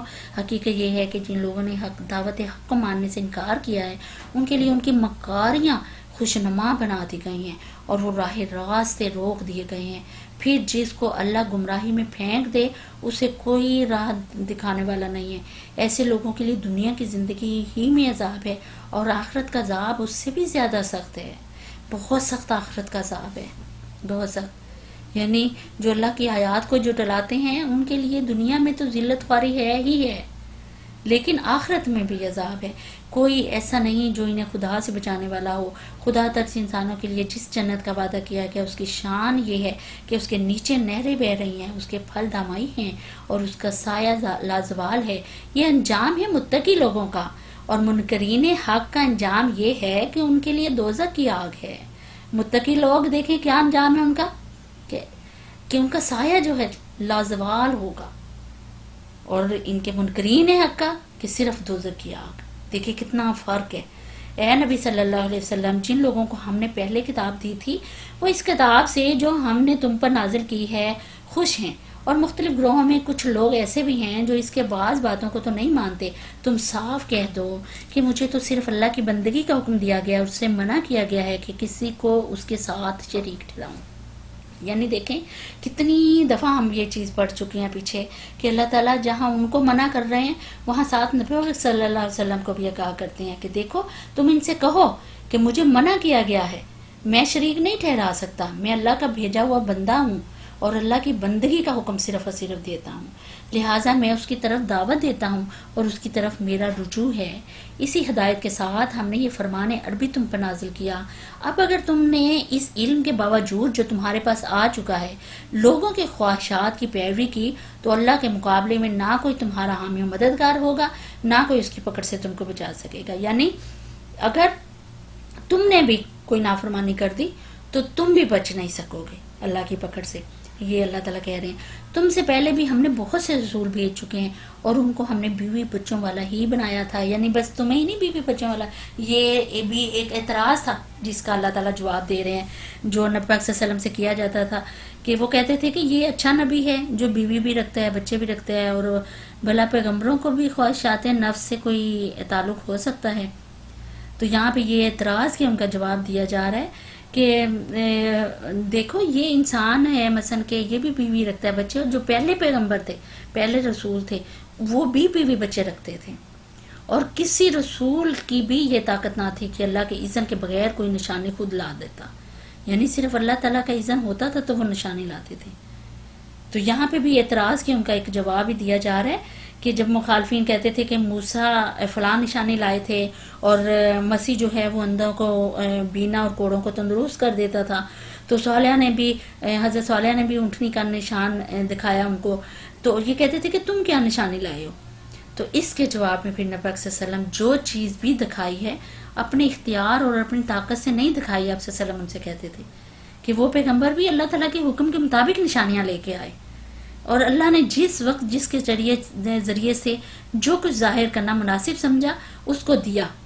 اب اگر اللہ کی مصلحت ہوگی تو وہ جو کچھ چاہے گا وہ دکھا دے گا، اور پیغمبر خود تو کچھ خدائی اختیار کا نہیں دعویٰ کرتا نا، اور اگر وہ اس نے مجھے بھی کوئی نشانی دینی ہوگی تو میں دکھا دوں گا تم لوگوں کو نشانی، یہ تو سب اللہ کے کام ہے۔ یہ بھی نبی صلی اللہ علیہ وسلم کو جواب دیتے۔ ہر دور کے لیے ایک کتاب ہے، اللہ جو کچھ چاہتا ہے مٹا دیتا ہے اور جس چیز کو چاہتا ہے قائم رکھتا ہے، الکتاب اسی کے پاس ہے۔ یعنی ہر ایک کے پاس کتاب آئی، لیکن یہ اللہ تعالیٰ کے اوپر ہے کہ اللہ تعالیٰ ہی ایک کے اوپر دوسری اور دوسری کے اوپر تیسری، یعنی وہ اپنی حکمتیں ہیں اس کی، اور ان حکمتوں کو وہی بہتر جانتا ہے کہ اس نے کس وقت کیا کرنا ہے اور کس وقت کیا نازل کرنا ہے۔ تو اصل کتاب اب جو کہی جا رہی ہے وہ صرف یہ ہے جو کہ صحیح سرچشمہ حق ہے، اور تمام جتنی بھی کتب آسمانی نکالی گئی ہیں ان سب سے بڑھ کے یہ ہے۔ تو آخر میں یہ کتاب کہا گیا ہے جسے ام الکتاب کہا گیا ہے، خود اللہ تعالیٰ نے نام دیا ہے۔ ہم نے جب پڑھا تھا تو اس وقت بھی ہم نے دیکھا تھا کہ ام الکتاب اس کتاب کا نام ہے۔ اے نبی صلی اللہ علیہ وسلم، جس برے انجام کی دھمکی ہم ان لوگوں کو دے رہے ہیں اس کا کوئی حصہ خواہ ہم تمہارے جیتے جی دکھا دیں یا اس کے ظہور میں آنے سے پہلے ہم تمہیں اٹھا لیں، بہرحال تمہارا کام صرف پیغام پہنچا دینا ہے اور حساب لینا ہمارا کام ہے۔ کیا یہ لوگ دیکھتے نہیں ہیں کہ ہم اس سرزمین پر چلے جا رہے ہیں اور اس کا دائرہ ہر طرف تنگ کرتے چلے آتے ہیں؟ اللہ حکومت کر رہا ہے، کوئی اس کے فیصلوں پر نظر ثانی کرنے والا نہیں ہے، یعنی صرف اور صرف وہی حاکم ہے، اور اسے حساب لیتے کچھ دیر نہیں لگتی۔ ان سے کہو، ان سے پہلے جو لوگ ہو گزرے وہ بھی بڑی بڑی چالیں چل رہے تھے، مگر اصل فیصلہ کن چال تو پوری کی پوری اللہ ہی کے ہاتھ میں ہے۔ وہ جانتا ہے کہ کون کیا کچھ کمائی کر رہا ہے، اور عنقریب یہ منکرین حق دیکھ لیں گے کہ انجام کس کا بخیر ہے۔ یہ منکرین کہتے ہیں کہ تم خدا کے بھیجے ہوئے نہیں ہو۔ کہو، میرے اور تمہارے درمیان اللہ کی گواہی کافی ہے، اور پھر ہر اس شخص کی گواہی جو کتاب آسمانی کا علم رکھتا ہے، یعنی ہر وہ شخص جو واقعی آسمانی کتابوں کے علم رکھتے ہیں اس بات کی شہادت دے گا کہ جو کچھ میں پیش کر رہا ہوں وہی تعلیم ہے اور جو پچھلے انبیاء نے پیش کی تھی، یعنی ہر کوئی گواہی دے گا۔ تو اس پوری صورت سے ہمیں کیا سبق ملا کہ صرف اللہ کے اوپر بھروسہ کرنا ہے، اور اللہ کی چال ہی بہترین چال ہے، اور اگر وہ کسی کو حق پہ لانے کا فیصلہ کر لیتا ہے تو ہم نے رجوع کرنا ہے، تو وہ ہمارے حق کا فیصلہ کرے گا اور ہمیں سیدھے رستے کے اوپر رکھے گا۔ تو اللہ تعالیٰ سے دعا ہے کہ یا اللہ جی ہمیں چن لیجئے، ہمیں بھی بہترین بندوں میں شامل کر دیجئے، کیونکہ یہ آپ کا ہی کام ہے، اور آپ ہی کا کام ہے کہ آپ ہمیں سیدھے رستے پہ لگائیں۔ تو انشاءاللہ اللہ تعالیٰ ہماری دعاؤں کو ضرور قبول فرمائیں گے۔ آگے سورہ ابراہیم جس کو ہم سمجھنے کی کوشش کریں گے۔ سورہ ابراہیم ترتیب کے لحاظ سے 14 نمبر ہے، نزول کے اعتبار سے 72 نمبر ہے۔ یہ بھی ایک علامتی نام ہے، یعنی وہ سورج جس میں حضرت ابراہیم علیہ السلام کا ذکر کیا گیا ہے، اور یہ مکہ کے آخری دور کی صورتوں کا سا ہے۔ سورہ رات سے قریب تر کا زمانہ ہے جب یہ صورت نازل ہوئی۔ اس وقت بھی مسلمانوں پر بڑے ظلم و ستم انتہا کی حد تک ڈھائے جا رہے تھے، اور اہل مکہ کو پچھلی کافر قوموں کی طرح اپنے ہاں کے اہل ایمان کو خارج البدل کر دینے پر تلے ہوئے تھے، یعنی نبی صلی اللہ علیہ وسلم کو نکالنے پہ تلے ہوئے تھے، اور اس بنا پر ان کو وہ دھمکی سنائی گئی کہ جو ان کے رویے پر چلنے والی پچھلی قوموں کو دی گئی تھی کہ ہم نے ظالموں کو ہلاک کر رہے ہیں اور کر کے رہیں گے۔ اور پھر اہل ایمان کو وہی تسلی، ان اہل ایمان کو بھی وہی تسلی دی جا رہی ہے کہ جو ان کے پیچھے جتنی قومیں گزری تھی ان کے اہل ایمان کو، مسلمانوں کو دی گئی تھی کہ ہم ان ظالموں کو ختم کرنے کے بعد تم ہی کو سرزمین پر آباد کریں گے، تم ہی کو اقتدار جو ہے وہ بخشیں گے۔ تو یہ چیز جو ہے یہاں بتائی جا رہی ہے۔ دوسرا یہ کہ جو لوگ نبی پاک صلی اللہ علیہ وسلم کی رسالت کو ماننے سے انکار کر رہے تھے اور آپ صلی اللہ علیہ وسلم کی دعوت کو ناکام کرنے کے لیے ہر طرح کے چالیں چل رہے تھے، ان کو پھر کہا گیا ہے، ان کو نصیحت کی گئی ہے، ان کو آگاہ کیا گیا ہے، ان کو ملامت زدہ کیا گیا ہے، اور اس کے صرف اور صرف جو کفار نے ہر درمی دکھائی ہوئی ہے اور جو شرارتیں یہ چل رہے ہیں اور جو یہ ظلم جو ہے وہ کر رہے ہیں، اللہ تعالیٰ ان کی جو وہ پوچھ گچھ کرنے والا ہے، اور ان کے اس ظلم میں روز بروز جو ہے وہ اضافہ ہی ہوتا جا رہا ہے۔ یہ ہم اس صورت میں دیکھیں گے۔ بسم اللہ الرحمن الرحیم۔ الف لام را۔ اے محمد صلی اللہ علیہ وآلہ وسلم، یہ ایک کتاب ہے جس کو ہم نے تمہاری طرف نازل کیا ہے تاکہ تم لوگوں کو تاریکیوں سے نکال کر روشنی میں لاؤ ان کے رب کی توفیق سے، اور اس خدا کے راستے پر جو زبردست اور اپنی ذات میں آپ میں محمود ہے، یعنی جو آپ یکتا ہے اس کا کوئی ثانی نہیں ہے، اس کا کوئی جو ہے وہ مددگار نہیں ہے، وہ آپ ہی ہے۔ تو اس کتاب کی طرف دعوت دو، اور یہ وہ کتاب ہے جو لوگوں کو تاریکیوں سے نکالتی ہے، اور زمین اور آسمان کی ساری موجودات کا مالک ہے وہ، اور سخت تباہ کن سزا ہے قبول حق سے انکار کرنے والوں کے لیے جو دنیا کی زندگی کو آخرت پر ترجیح دیتے ہیں۔ دیکھیں اگر ہم اتنے سے فکرے کو لے لینا کہ اللہ تعالیٰ جو ہے ان کے لیے سخت سزا جو ہے وہ تجویز اللہ نے کی ہوئی ہے، جو کہ دنیا کی زندگی کو زیادہ اہمیت دیتے ہیں آخرت بنسبت آخرت کی زندگی کے۔ تو ہمارے لیے یہی چیز بہت ہے کہ ہم نے یہ دنیا کی رنگینیوں میں کھو نہیں جانا، بلکہ جو آخرت باقی رہنے والی ہے ہم نے اس کو دیکھنا ہے۔ جو اللہ کے راستے سے لوگوں کو روک رہے ہیں اور چاہتے ہیں کہ یہ راستہ ان کی خواہشات کے مطابق ٹیڑھا ہو جائے، یہ لوگ گمراہی میں بہت دور نکل گئے ہیں۔ ہم نے اپنا پیغام دینے کے لیے جب کبھی کوئی رسول بھیجا، اس نے اپنی قوم ہی کی زبان میں پیغام دیا تاکہ وہ انہیں اچھی طرح کھول کر بات سمجھائے۔ پھر اللہ جسے چاہتا ہے بھٹکا دیتا ہے، اور جسے چاہتا ہے ہدایت بخشتا ہے۔ وہ بالادست اور حکیم ہے۔ یعنی ہم نے تم میں سے پیغمبر جو ہیں وہ بھیجے ہیں۔ ہم اس سے پہلے موسیٰ کو بھی اپنی نشانیوں کے ساتھ بھیج چکے ہیں۔ اسے بھی ہم نے حکم دیا تھا کہ اپنی قوم کو تاریکیوں سے نکال کر روشنی میں لا، اور انہیں تاریخ الہی کے سبق آموز واقعات سنا کر نصیحت کر۔ ان واقعات میں بڑی نشانیاں ہیں ہر اس شخص کے لیے جو صبر اور شکر کرنے والے ہیں۔ پھر وہی بات آ گئی کہ صبر اور شکر یہ دو ہتھیار ایسے ہیں جن کو ہم نے ہاتھ سے چھوڑنا نہیں ہے۔ یاد کرو جب موسیٰ نے اپنی قوم سے کہا، اللہ کے اس احسان کو یاد رکھو جو اس نے تم پر کیا ہے۔ اس نے تم کو فرعون والوں سے چھڑایا جو تم کو سخت تکلیفیں دیتا تھا، تمہارے لڑکوں کو قتل کر ڈالتے تھے اور تمہاری عورتوں کو زندہ بچا لیتے تھے۔ اس میں تمہارے رب کی طرف سے تمہاری بڑی آزمائش تھی۔ اور یاد رکھو تمہارے رب نے خبردار کر دیا تھا کہ اگر شکر گزار بنو گے تو میں تم کو اور زیادہ نوازوں گا، اور اگر کفران نعمت کرو گے تو میری سزا بہت سخت ہے۔ یعنی ان کے اوپر نعمتوں کی بچھار بہت زیادہ اللہ تعالیٰ نے کی تھی، تو اس لیے ان کو کہہ رہے ہیں۔ اور موسیٰ نے کہا اگر تم کفر کرو گے اور زمین کے سارے رہنے والے بھی کافر ہو جائیں تو اللہ بے نیاز ہے اور اپنی ذات میں آپ محمود ہے، یعنی وہ یکتا ہے۔ کیا تمہیں ان قوموں کے حالات نہیں پہنچے جو تم سے پہلے گزر چکی ہیں؟ قوم نوح، عاد، سمود اور ان کے بعد آنے والی بہت سی قومیں جن کا شمار اللہ ہی کو معلوم ہے۔ ان کے رسول جب ان کے پاس صاف صاف باتیں اور کھلی کھلی نشانیاں لے کر آئے تو انہوں نے اپنے منہ میں ہاتھ دبا لیے اور کہا کہ جس پیغام کے ساتھ تم بھیجے گئے ہو ہم اس کو نہیں مانیں گے۔ یعنی اپنے کانوں پر ہاتھ رکھے یا دانتوں میں انگلیاں چبائیں، اور غصہ جس طرح کہتے ہیں کہ غصے میں انسان انگلیاں چباتا ہے نا، اور یوں اسے ایک دم یوں غصہ آتا ہے اور اپنے دانتوں کو پیس رہا ہوتا ہے، یہ حساب ان کا تھا کہ ہم نہیں مانیں گے۔ وہ اس طرح غصے میں بولتے تھے کہ ہم نہیں مانیں گے، ہم کو نہیں مانتے، اور جس چیز کی تم ہمیں دعوت دیتے ہو اس کی طرف سے ہم سخت خلجان امیز شک میں پڑ رہے ہوئے ہیں۔ یعنی ہمیں اندیشہ ہے، ہمیں فکر ہے، ہم نہیں اس چیز کو مانتے، ہمیں شک ہے۔ ان کے رسولوں نے کہا کیا خدا کے بارے میں شک ہے جو آسمان زمین کا خالق ہے؟ وہ تمہیں بلا رہا ہے تاکہ تمہارے قصور معاف کرے اور تم کو ایک مدت مقرر تک مہلت دے۔ انہوں نے جواب دیا تم کچھ نہیں ہو مگر ویسے ہی انسان جیسے ہم ہیں۔ تمہیں میں ان ہستیوں کی بندگی سے روکنا چاہتے ہو جن کی بندگی باپ دادا سے ہوتی چلی آ رہی ہے؟ اچھا تو لاؤ کوئی سری سنند۔ ان کے رسولوں نے ان سے کہا واقعی ہم کچھ نہیں ہیں مگر تم ہی جیسے انسان، لیکن اللہ اپنے بندوں میں سے جس کو چاہتا ہے نوازتا ہے، اور یہ ہمارے اختیار میں نہیں ہے کہ تمہیں کوئی سنند لا دیں۔ سنند تو اللہ ہی کے اذن سے آ سکتی ہے، یعنی کوئی نشانی جو ہے وہ تو صرف اللہ کے اذن سے آ سکتی ہے، ہمیں تو کوئی اختیار نہیں ہے کہ ہم کوئی سنند پیش کریں۔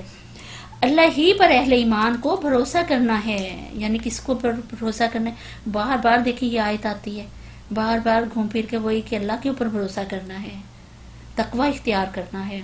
اور ہم کیوں نہ اللہ پر بھروسہ کریں جبکہ ہماری زندگی کی راہوں میں اس نے ہماری رہنمائی کی ہے۔ جو اذیتیں تم ہمیں دے رہے ہو ان پر ہم صبر کریں گے، اور بھروسہ کرنے والوں کو کا بھروسہ اللہ ہی پر ہونا چاہیے۔ یعنی تکلیفوں کے اوپر صبر کرنا اور پھر اللہ پر بھروسہ کرنا جو ہے یہ بہت زیادہ ضروری ہے۔ آخر کار منکرین نے اپنے رسولوں سے کہہ دیا کہ یا تو تمہیں ہماری ملت میں واپس آنا ہوگا ورنہ ہم تمہیں اپنے ملک سے نکال دیں گے۔ تب ان کے رب نے ان پر وحی بھیجی کہ ہم ان ظالموں کو ہلاک کر دیں گے اور ان کے بعد تمہیں زمین میں آباد کریں گے۔ یہ انعام ہے اس کا جو میرے حضور جواب دہی کا خوف رکھتا ہو اور میری وعید سے ڈرتا ہو۔ انہوں نے فیصلہ چاہا تھا تو تو یوں ان کا فیصلہ ہوا اور ہر جبار دشمن حق نے منہ کی کھائی. پھر اس کے بعد آگے اس کے لیے جہنم ہے، وہاں اسے کچ لہو کا سا پانی پینے کو دیا جائے گا. یعنی وہ لہو جس میں پیپ ملا ہوا ہوگا، اس خون کو کہتے ہیں کچ لہو، جسے وہ زبردستی الگ سے اتارنے کی کوشش کریں گی. استغفر اللہ. دیکھیں کیسی سزا ان کو ملے گی، پھر بھی یہ لوگ ڈرتے نہیں تھے. اور مشکل ہی سے اتار سکیں گے. موت ہر طرف سے ان پر چھائی رہے گی مگر وہ مرنے نہ پائیں گے، اور آگے ایک سخت عذاب اس کی جان کا لاگو رہے گا. جن لوگوں نے اپنے رب سے کفر کیا ان کے اعمال کی مثال اس راکھ سی ہے جیسے کہ ایک طوفانی دن کی آندھی نے اڑا دیا ہو. یعنی جب ہوا چلتی ہے تو کس طرح وہ راکھ کیا وہ جمی رہے گی وہیں پہ، وہ تو اڑ جائے گی. وہ اپنے کیے کا کچھ بھی پھل نہ پا سکیں گے. یہی پرلے درجے کی گمگشتگی ہے کہ دیکھیں بھول گئے ہیں وہ. جس طرح راکھ کی ایک وقت اللہ تعالیٰ نے بتائی ہے نا کہ اس کی کوئی اہمیت نہیں ہے، کوئی وقت نہیں ہے، آندھی چلی تو لہٰذا راکھ جو ہے وہ اڑ گئی ہے. تو اسی طرح سے ان لوگوں کا بھی حال یہی ہے کہ ان لوگوں کی بھی کوئی اہمیت نہیں ہے، بھول گئے ہیں اور اللہ تعالیٰ کے نزدیک کسی قسم کا درجہ جو ہے نہیں رکھتے ہیں. اللہ سزا پائیں گے اللہ کے نزدیک. کیا تم دیکھتے نہیں ہو کہ اللہ نے آسمان و زمین کی تخلیق کو حق پر قائم کیا ہے؟ وہ چاہے تو تم لوگوں کو لے جائیں اور ایک نئی خلقت تمہاری جگہ لے آئیں. ایسا کرنا اس پر کچھ بھی دشوار نہیں ہے. یعنی یہاں پہ پھر ہمارے لیے وہی سبق نکلتا ہے کہ دعوت دین کا کام اگر ہم نہیں کریں گے تو پھر ہماری جگہ اللہ کسی اور کو لے آئے گا. کہ اگر دین کا کام، اقامت دین کا کام ہم نہیں کریں گے تو کیوں نہ ہم ہی وہ لوگ بنے، ہم ہی وہ اللہ کے پسندیدہ بندے بن جائیں جن سے اللہ دین کا کام لے لے. تو انشاءاللہ اس چیز کو ہم نے یاد رکھنا ہے اور کرنے کی کوشش کریں گے. اور یہ لوگ جب اکٹھے اللہ کے سامنے بے نقاب ہوں گے تو اس وقت ان میں سے جو دنیا میں کمزور تھے وہ ان لوگوں سے جو بڑے بنے ہوئے تھے کہیں گے دنیا میں ہم تمہارے تابع تھے، اب کیا تم اللہ کے عذاب سے ہم کو بچانے کے لیے بھی کچھ نہیں کر سکتے؟ وہ جواب دیں گے اگر اللہ نے ہمیں نجات کی کوئی راہ دکھائی ہوتی تو ہم ضرور تمہیں بھی دکھا دیتے. اب تو یکساں ہیں، خواہ ہم جزا فضا کریں یا صبر، بہرحال ہمارے بچنے کی کوئی صورت نہیں. چاہے کہا جا رہا ہے کہ تم اور ہم تو برابر ہو گئے ہیں، چاہے ہم جتنا مرضی روئیں پیٹیں گرے اوزاری کریں جو مرضی کریں، اب تو ہم نہیں بچ سکتے، ہم کوئی صورت نہیں. اب چاہے تو ہم صبر کر لیں، چاہے تو ہم واوللہ جو ہے وہ مچا لیں، لہٰذا ہم بچ نہیں سکتے. اور جب فیصلہ چکا دیا جائے گا تو شیطان کہے گا حقیقت یہ ہے کہ اللہ نے جو وعدہ تم سے کیے تھے وہ سب سچے تھے اور میں نے جتنے وعدے کیے تھے ان میں سے کوئی بھی پورا نہ تھا. یعنی کہ اب وہ خود جو ہے وہ اقرار کرے گا ہر بات کا کہ اللہ نے جو وعدہ کیا تھا وہی سچا ہے، حالانکہ وہ تو جانتا ہے کہ اللہ واقعی سچا ہے تو اور جو وعدے میں نے کیے تھے وہ جھوٹے ہیں. تو لہٰذا وہ خود اقرار کرے گا میرا تم پر کوئی زور تو تھا نہیں. یعنی اب وہ اس چیز سے بھی انکار کر رہا ہے، اس چیز کا اقرار بھی کر رہا ہے کہ اللہ کے وعدے سچے تھے اور میرے جھوٹے تھے، اور اس چیز سے انکار کر رہا ہے کہ میرا کوئی زور زبردستی نہیں تھی، تم لوگ خود میری طرف آئے تھے، میں نے تو صرف دعوت دی تھی تم لوگوں کو، تم لوگ خود دعوت پہ آ گئے. میں نے اس کے سوا کچھ نہیں کیا تھا کہ اپنے رستے کی طرف تمہیں دعوت دی اور تم نے میری دعوت پر لبیک کہا. اب مجھے ملامت نہ کرو، اپنے آپ ہی کو ملامت کرو. یہاں نہ میں تمہاری فریاد رسی کر سکتا ہوں نہ تم میری. اس سے پہلے جو تم نے مجھے خدائی میں شریک بنا رکھا تھا میں اس سے بری زماں ہوں. ایسے ظالموں کے لیے تو دردناک سزا ہے. دیکھیں یہ شیطان جس کو ہم دن رات اپنا وہ بنا کے رکھتے ہیں اور اسی کے رستے کے اوپر چلتے ہیں، اسی کے بتائے ہوئے سارے کام کرتے ہیں، وہ بھی انکار کر کے بھاگ جائے گا کہ اب میں بری الزماں ہوں تم لوگوں سے. بخلاف اس کے کہ جو لوگ دنیا میں ایمان لائے ہیں اور جنہوں نے نیک عمل کیے وہ ایسے باغوں میں داخل کیے جائیں گے جن کے نیچے نہریں بہتی ہوں گی، وہاں اپنے رب کے اذن سے ہمیشہ رہیں گے اور وہاں ان کا استقبال سلامتی کی مبارکباد سے ہوگا. کیا تم دیکھتے نہیں ہو کہ اللہ نے کلمہ طیبہ کو کس چیز سے مثال دی ہے؟ یعنی کس چیز سے؟ توحید. یہ جو کلمہ طیبہ توحید ہے اس کی مثال کس طرح کی ہے؟ اس کی مثال ایسی ہے جیسے ایک اچھی ذات کا درخت ہو، یعنی پاکیزہ درخت جس کی جڑ زمین میں گہری جمی ہو. یعنی مثال دیکھیں کہ اللہ تعالیٰ کتنی خوبصورت دے رہے ہیں کہ یہ جو توحید ہے، کلمہ طیبہ جو ہے، اس کی چیز کی مثال اس طرح کی ہے کہ ایک اچھی پاکیزہ ذات کا درخت ہو جس کی جڑیں جو ہیں وہ زمین میں گہری جمی ہوئی ہوں شاخیں جو ہیں آسمان تک پہنچی ہوئی ہوں اور ہر آن وہ اپنے رب کے حکم سے اپنے پھل دے رہا ہو. یعنی مثال کے ذریعے سے اللہ تعالیٰ کس طرح دیکھیں سمجھا رہے ہیں. دیکھیں کتنی خوبصورت اللہ تعالیٰ نے مثال دی ہے کہ مفسرین بھی کہتے ہیں کہ کھجور کا درخت دنیا میں ایسا درخت ہے جس کی جڑیں جو ہیں زمین میں مضبوط ہوتی ہیں اور اس کے پتے جو ہیں وہ جھڑتے نہیں ہیں. اور پھر اس کے مقابلے میں بعض درخت ایسے ہوتے ہیں جو کہ پورا سال جو ہیں وہ پھل دیتے رہتے ہیں. تو مومن کی مثال جو ہے وہ ایسی ہی ہے. اور آپ صلی اللہ علیہ وسلم نے فرمایا کہ مومن کے دل میں ایمان کی جڑیں مضبوط ہوتی ہیں اور مومن کی نیکیاں آسمانوں کے اوپر بلند ہوتی جاتی ہیں. اور مومن جو ہے سدا بہار پھل دیتا ہے، جب تک دنیا میں رہتا ہے تب بھی لوگوں کے لیے فائدہ ہی پہنچاتا ہے، مفید ہوتا ہے. تو دیکھیں کتنی خوبصورت مثال جو اللہ تعالیٰ نے دی ہے کہ اس توحید کی مثال جو ہے وہ اس طرح کی ہے.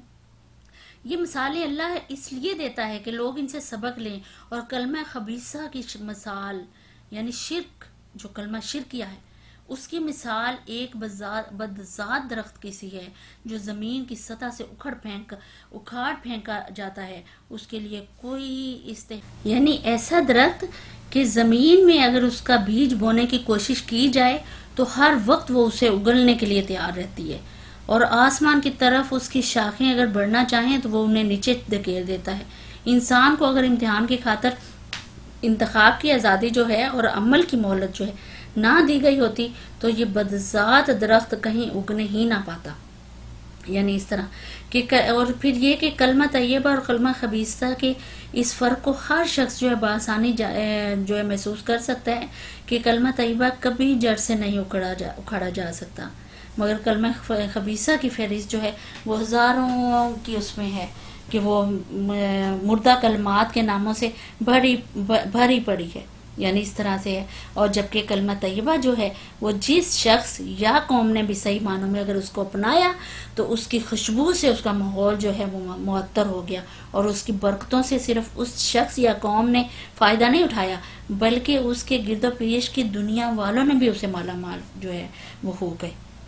تو یہ دیکھیں کلمہ طیبہ کی، اور جو کلمہ توحید ہے کلمہ طیبہ کی برکات دیکھیں کہ کتنی ہے کہ ہر ایک فائدہ اس سے اٹھا رہا ہوتا ہے. ایمان لانے والوں کو اللہ ایک قول ثابت کی بنیاد پر دنیا اور آخرت دونوں میں ثبات عطا کرتا ہے، اور ظالموں کو اللہ بھٹکا دیتا ہے. اللہ کو اختیار ہے جو چاہے کرے. تم نے دیکھا ان لوگوں کو جنہوں نے اللہ کی نعمت پائی اور اسے کفران نعمت سے بدل ڈالا اور اپنے ساتھ اپنی قوم کو بھی ہلاکت کے گڑھ میں جھونک دیا، یعنی جہنم جس میں وہ جھلسے جائیں گے اور وہ بدترین جائے قرار ہے. اور اللہ کی کچھ ہمسر تجویز کر لیے تاکہ وہ انہیں اللہ کے راستے سے بھٹکا دیں. ان سے کہو اچھا مزے کر لو، آخر کار تمہیں پلٹ کر جانا دوزخ ہی میں ہے.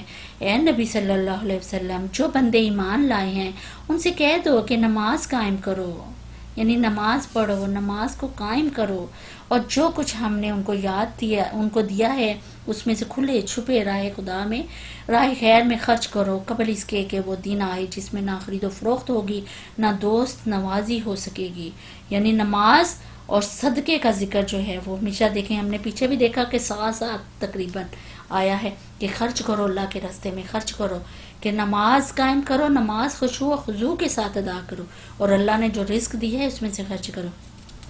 اللہ وہی تو ہے جس نے زمین اور آسمان کو پیدا کیا اور آسمان سے پانی برسایا، پھر اس کے ذریعے سے تمہارے رزق رسانے کے لیے طرح طرح کے پھل پیدا کیے، جس نے کشتی کو تمہارے لیے مسخر کیا کہ سمندر میں اس کے حکم سے چلے، اور دریاؤں کو تمہارے لیے مسخر کیا، جس نے سورج اور چاند کو تمہارے لیے مسخر کیا، لگاتار چلے جا رہے ہیں، اور رات اور دن کو تمہارے لیے مسخر کیا، جس نے وہ سب کچھ تمہیں دیا جو تم نے مانگا.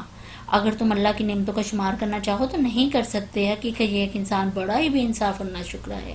یعنی اب یہاں پہ ایک ایک چیز اللہ تعالیٰ نے گنائی ہے کہ یہ سب تمہارے ہی لیے ہیں، یہ کسی اور کے لیے نہیں، یہ تم کو ہی فائدہ دے رہے ہیں، تمہارے لیے بنائے گئے ہیں. یاد کرو وہ وقت جب ابراہیم نے دعا کی تھی کہ پروردگار اس شہر کو امن کا شہر بنا دے اور مجھے اور میری اولاد کو بت پرستی سے بچا۔ پروردگار ان بتوں نے بہتوں کو گمراہ میں ڈالا ہے، ممکن ہے کہ میری اولاد کو بھی یہ گمراہ کر دیں، لہٰذا ان میں سے جو میرے طریقے پر چلے وہ میرا ہے، اور جو میرے خلاف طریقہ اختیار کرے تو یقیناً تو درگزر کرنے والا مہربان ہے۔ یعنی پھر بھی اس کے لیے بددعا نہیں مانگی، پھر بھی کہا کہ تو معاف کرنے والا ہے، لہٰذا چاہے تو ان کو معاف کر دے۔ میں نے ایک بے آب و گیارہ وادی میں اپنی اولاد کے ایک حصے کو تیرے محترم گھر کے پاس لا بسایا ہے۔ پروردگار یہ میں نے اس لیے کیا کہ یہ لوگ یہاں نماز قائم کریں، لہٰذا تو لوگوں کے دلوں کو ان کا مشتاق بنا اور انہیں کھانے کو پھل دے، شاید کہ شکر گزار بنے۔ پروردگار تو جانتا ہے جو کچھ ہم چھپاتے ہیں اور جو کچھ ظاہر کرتے ہیں، اور واقعی اللہ سے کچھ بھی چھپا ہوا نہیں ہے، نہ زمین میں نہ آسمان میں۔ شکر ہے اس خدا کا جس نے مجھے اس بڑھاپے میں اسماعیل اور اسحاق جیسے بیٹے دیے۔ حقیقت یہ ہے کہ میرا رب ضرور دعا سنتا ہے۔ ربی جعلنی مقیم الصلاۃ ومن ذریتی ربنا وتقبل دعا ربنا اغفر لی ولوالدی وللمؤمنین یوم یقوم الحساب۔ اے ہمارے پروردگار، مجھے نماز قائم کرنے والا بنا اور میری اولاد سے بھی ایسے لوگوں کو اٹھا جو یہ کام کریں۔ پروردگار میری دعا قبول کر۔ پروردگار مجھے اور میرے والدین کو اور سب ایمان لانے والوں کو اس دن معاف کر دیجیے جبکہ حساب قائم ہوگا۔ یعنی دیکھیں حساب کا دن، اس کا مطلب ہے کہ بہت سخت ہونے والا ہے۔ تو یہاں پہ انہوں نے خالی اپنے لیے دعا نہیں مانگی بلکہ اپنے ماں باپ کے لیے، ہم سب کے لیے دعا مانگی ہے، اور یہ بڑا احسان ہے حضرت ابراہیم کا ہم پہ کہ انہوں نے ہم سب کی مغفرت کے لیے دعا مانگی۔ اب یہ ظالم لوگ جو کچھ کر رہے ہیں اللہ کو تم سے غافل نہ سمجھو، اللہ تو انہیں ٹال رہا ہے اس دن کے لیے جب حال یہ ہوگا کہ آنکھیں پھٹی کی پھٹی رہ جائیں گی، سر اٹھائے بھاگے چلے جا رہے ہوں گے، نظریں اوپر جمی ہوں گی اور دل اڑے جاتے ہیں۔ اے محمد صلی اللہ علیہ وسلم، اس دن سے تم انہیں ڈراؤ جبکہ عذاب انہیں آ لے گا، یہ کام نہیں ہے۔ اب یہاں سے دیکھیں کہ قیامت کی جو ہون لاقی ہے نا، ان کا ذکر کیا جا رہا ہے کہ کس طریقے سے قیامت نے آنا ہے۔ اس وقت یہ ظالم کہیں گے کہ اے ہمارے رب ہمیں تھوڑی سی مہلت دے اور ہم تیری دعوت کو لبیک کہیں گے اور رسولوں کی پیروی کریں گے، مگر انہیں صاف جواب دے دیا جائے گا، کیا تم وہی لوگ نہیں ہو جو اس سے پہلے قسمیں کھا کھا کر کہتے تھے کہ ہم پر تو کبھی زوال آنا ہی نہیں ہے، حالانکہ تم ان قوموں کی بستیوں میں رہ بس چکے تھے جنہوں نے اپنے اوپر آپ ظلم کیا تھا، اور دیکھ چکے تھے کہ ہم نے ان سے کیا سلوک کیا تھا، اور ان کی مثالیں دے دے کر ہم تمہیں سمجھا بھی چکے تھے۔ انہوں نے اپنی ساری چالیں چل دیکھی مگر ان کی ہر چال کا توڑ اللہ کے پاس تھا، اگرچہ ان کی چالیں ایسی غضب کی تھی کہ پہاڑ ان سے ٹل جائے۔ یعنی کہ انہوں نے اپنی سارا کچھ وہ کر لیا کہ دیکھیں سب کچھ ان کو سمجھایا تھا، ان کو بتایا تھا، مسالے ان کے ساتھ تھے، عبرتناک واقعے ان کے سامنے تھے، سب کچھ بیان، اس کے باوجود وہ لوگ نہیں سمجھے، نہیں سمجھنا تھا انہوں نے نہیں سمجھے۔ بس نبی صلی اللہ علیہ وسلم تم ہرگز یہ گمان نہ کرو کہ اللہ کبھی اپنے رسولوں سے کیے ہوئے وعدے کے خلاف کرے گا، اللہ زبردست ہے اور انتقام لینے والا ہے۔ ڈراؤ انہیں اس دن سے جبکہ زمین اور آسمان بدل کر کچھ سے کچھ کر دیے جائیں گے اور سب کے سب اللہ واحد و قہار کے سامنے بے نقاب حاضر ہوں گے، اور اس روز تم مجرموں کو دیکھو گے کہ زنجیروں میں ہاتھ پاؤں جکڑے ہوئے ہوں گے، تال کھول کے لباس پہنے ہوئے ہوں گے۔ دیکھیں استغفر اللہ، کس طرح کے یعنی کہ پگھلے ہوئے تانبے کے لباس جو ہوں گے وہ پہنے ہوئے ہوں گے، استغفر اللہ، اور آگ کے شعلے ان کے چہروں پر چھائے جا رہے ہوں گے۔ یہ اس لیے ہوگا کہ اللہ ہر متنفس کو اس کے کیے کا بدلہ دے گا۔ اللہ کو حساب لیتے کچھ دیر نہیں لگتی، اللہ کو حساب لیتے ہوئے ہمیں بار بار آگاہ کیا جا رہا ہے، ہمیں بتایا جا رہا ہے کہ ہم نے کس راستے پہ چلنا ہے۔ یہ کتاب حکیم کی آیات جو ہیں یہ ایک ایک چیز کھول کھول کے ہمارے سامنے بیان کر رہی ہیں۔ یہ ایک پیغام ہے سب انسانوں کے لیے، اور یہ بھیجا گیا ہے اس لیے کہ ان کو اس کے ذریعے سے خبردار کر دے۔ کون سا پیغام؟ یعنی قرآن پاک ہمارے لیے آیا ہے، ہمارے ہاتھوں میں تھمایا گیا ہے کہ ہمیں خبردار کیا جا رہا ہے کہ پلٹ آؤ سیدھے راستے کی طرف، اور وہ جان لیں کہ حقیقت میں خدا بس ایک ہی ہے، اور جو عقل رکھتے ہیں وہ ہوش میں آ جائیں۔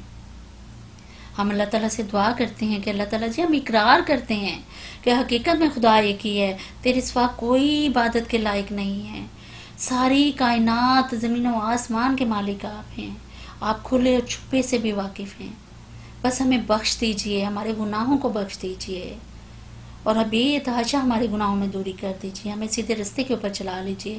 نہ صرف ہمیں سیدھے رستے پہ چلائیں، بلکہ جس طرح حضرت ابراہیم نے دعا مانگی، ہمارے بچوں کو، ہماری اولاد کو بھی سیدھے رستے پہ رکھیں، ہمارے تمام مسلمان بہن بھائیوں کو اور تمام امت مسلمہ کو سیدھے رستے پہ چلنے کی توفیق عطا فرمائیں. آمین ثم آمین. الحمدللہ 13واں پارہ جو ہے وہ اختتام پذیر ہوا الحمدللہ. اللہ تعالیٰ سے دعا ہے کہ اللہ تعالیٰ جی کوئی غلطی ہوئی ہے تو معافی کی درخواست کرتے ہیں. سبحانک اللہم و بحمدک نشہد لا الہ الا انت نستغفرک و نتوب الیک.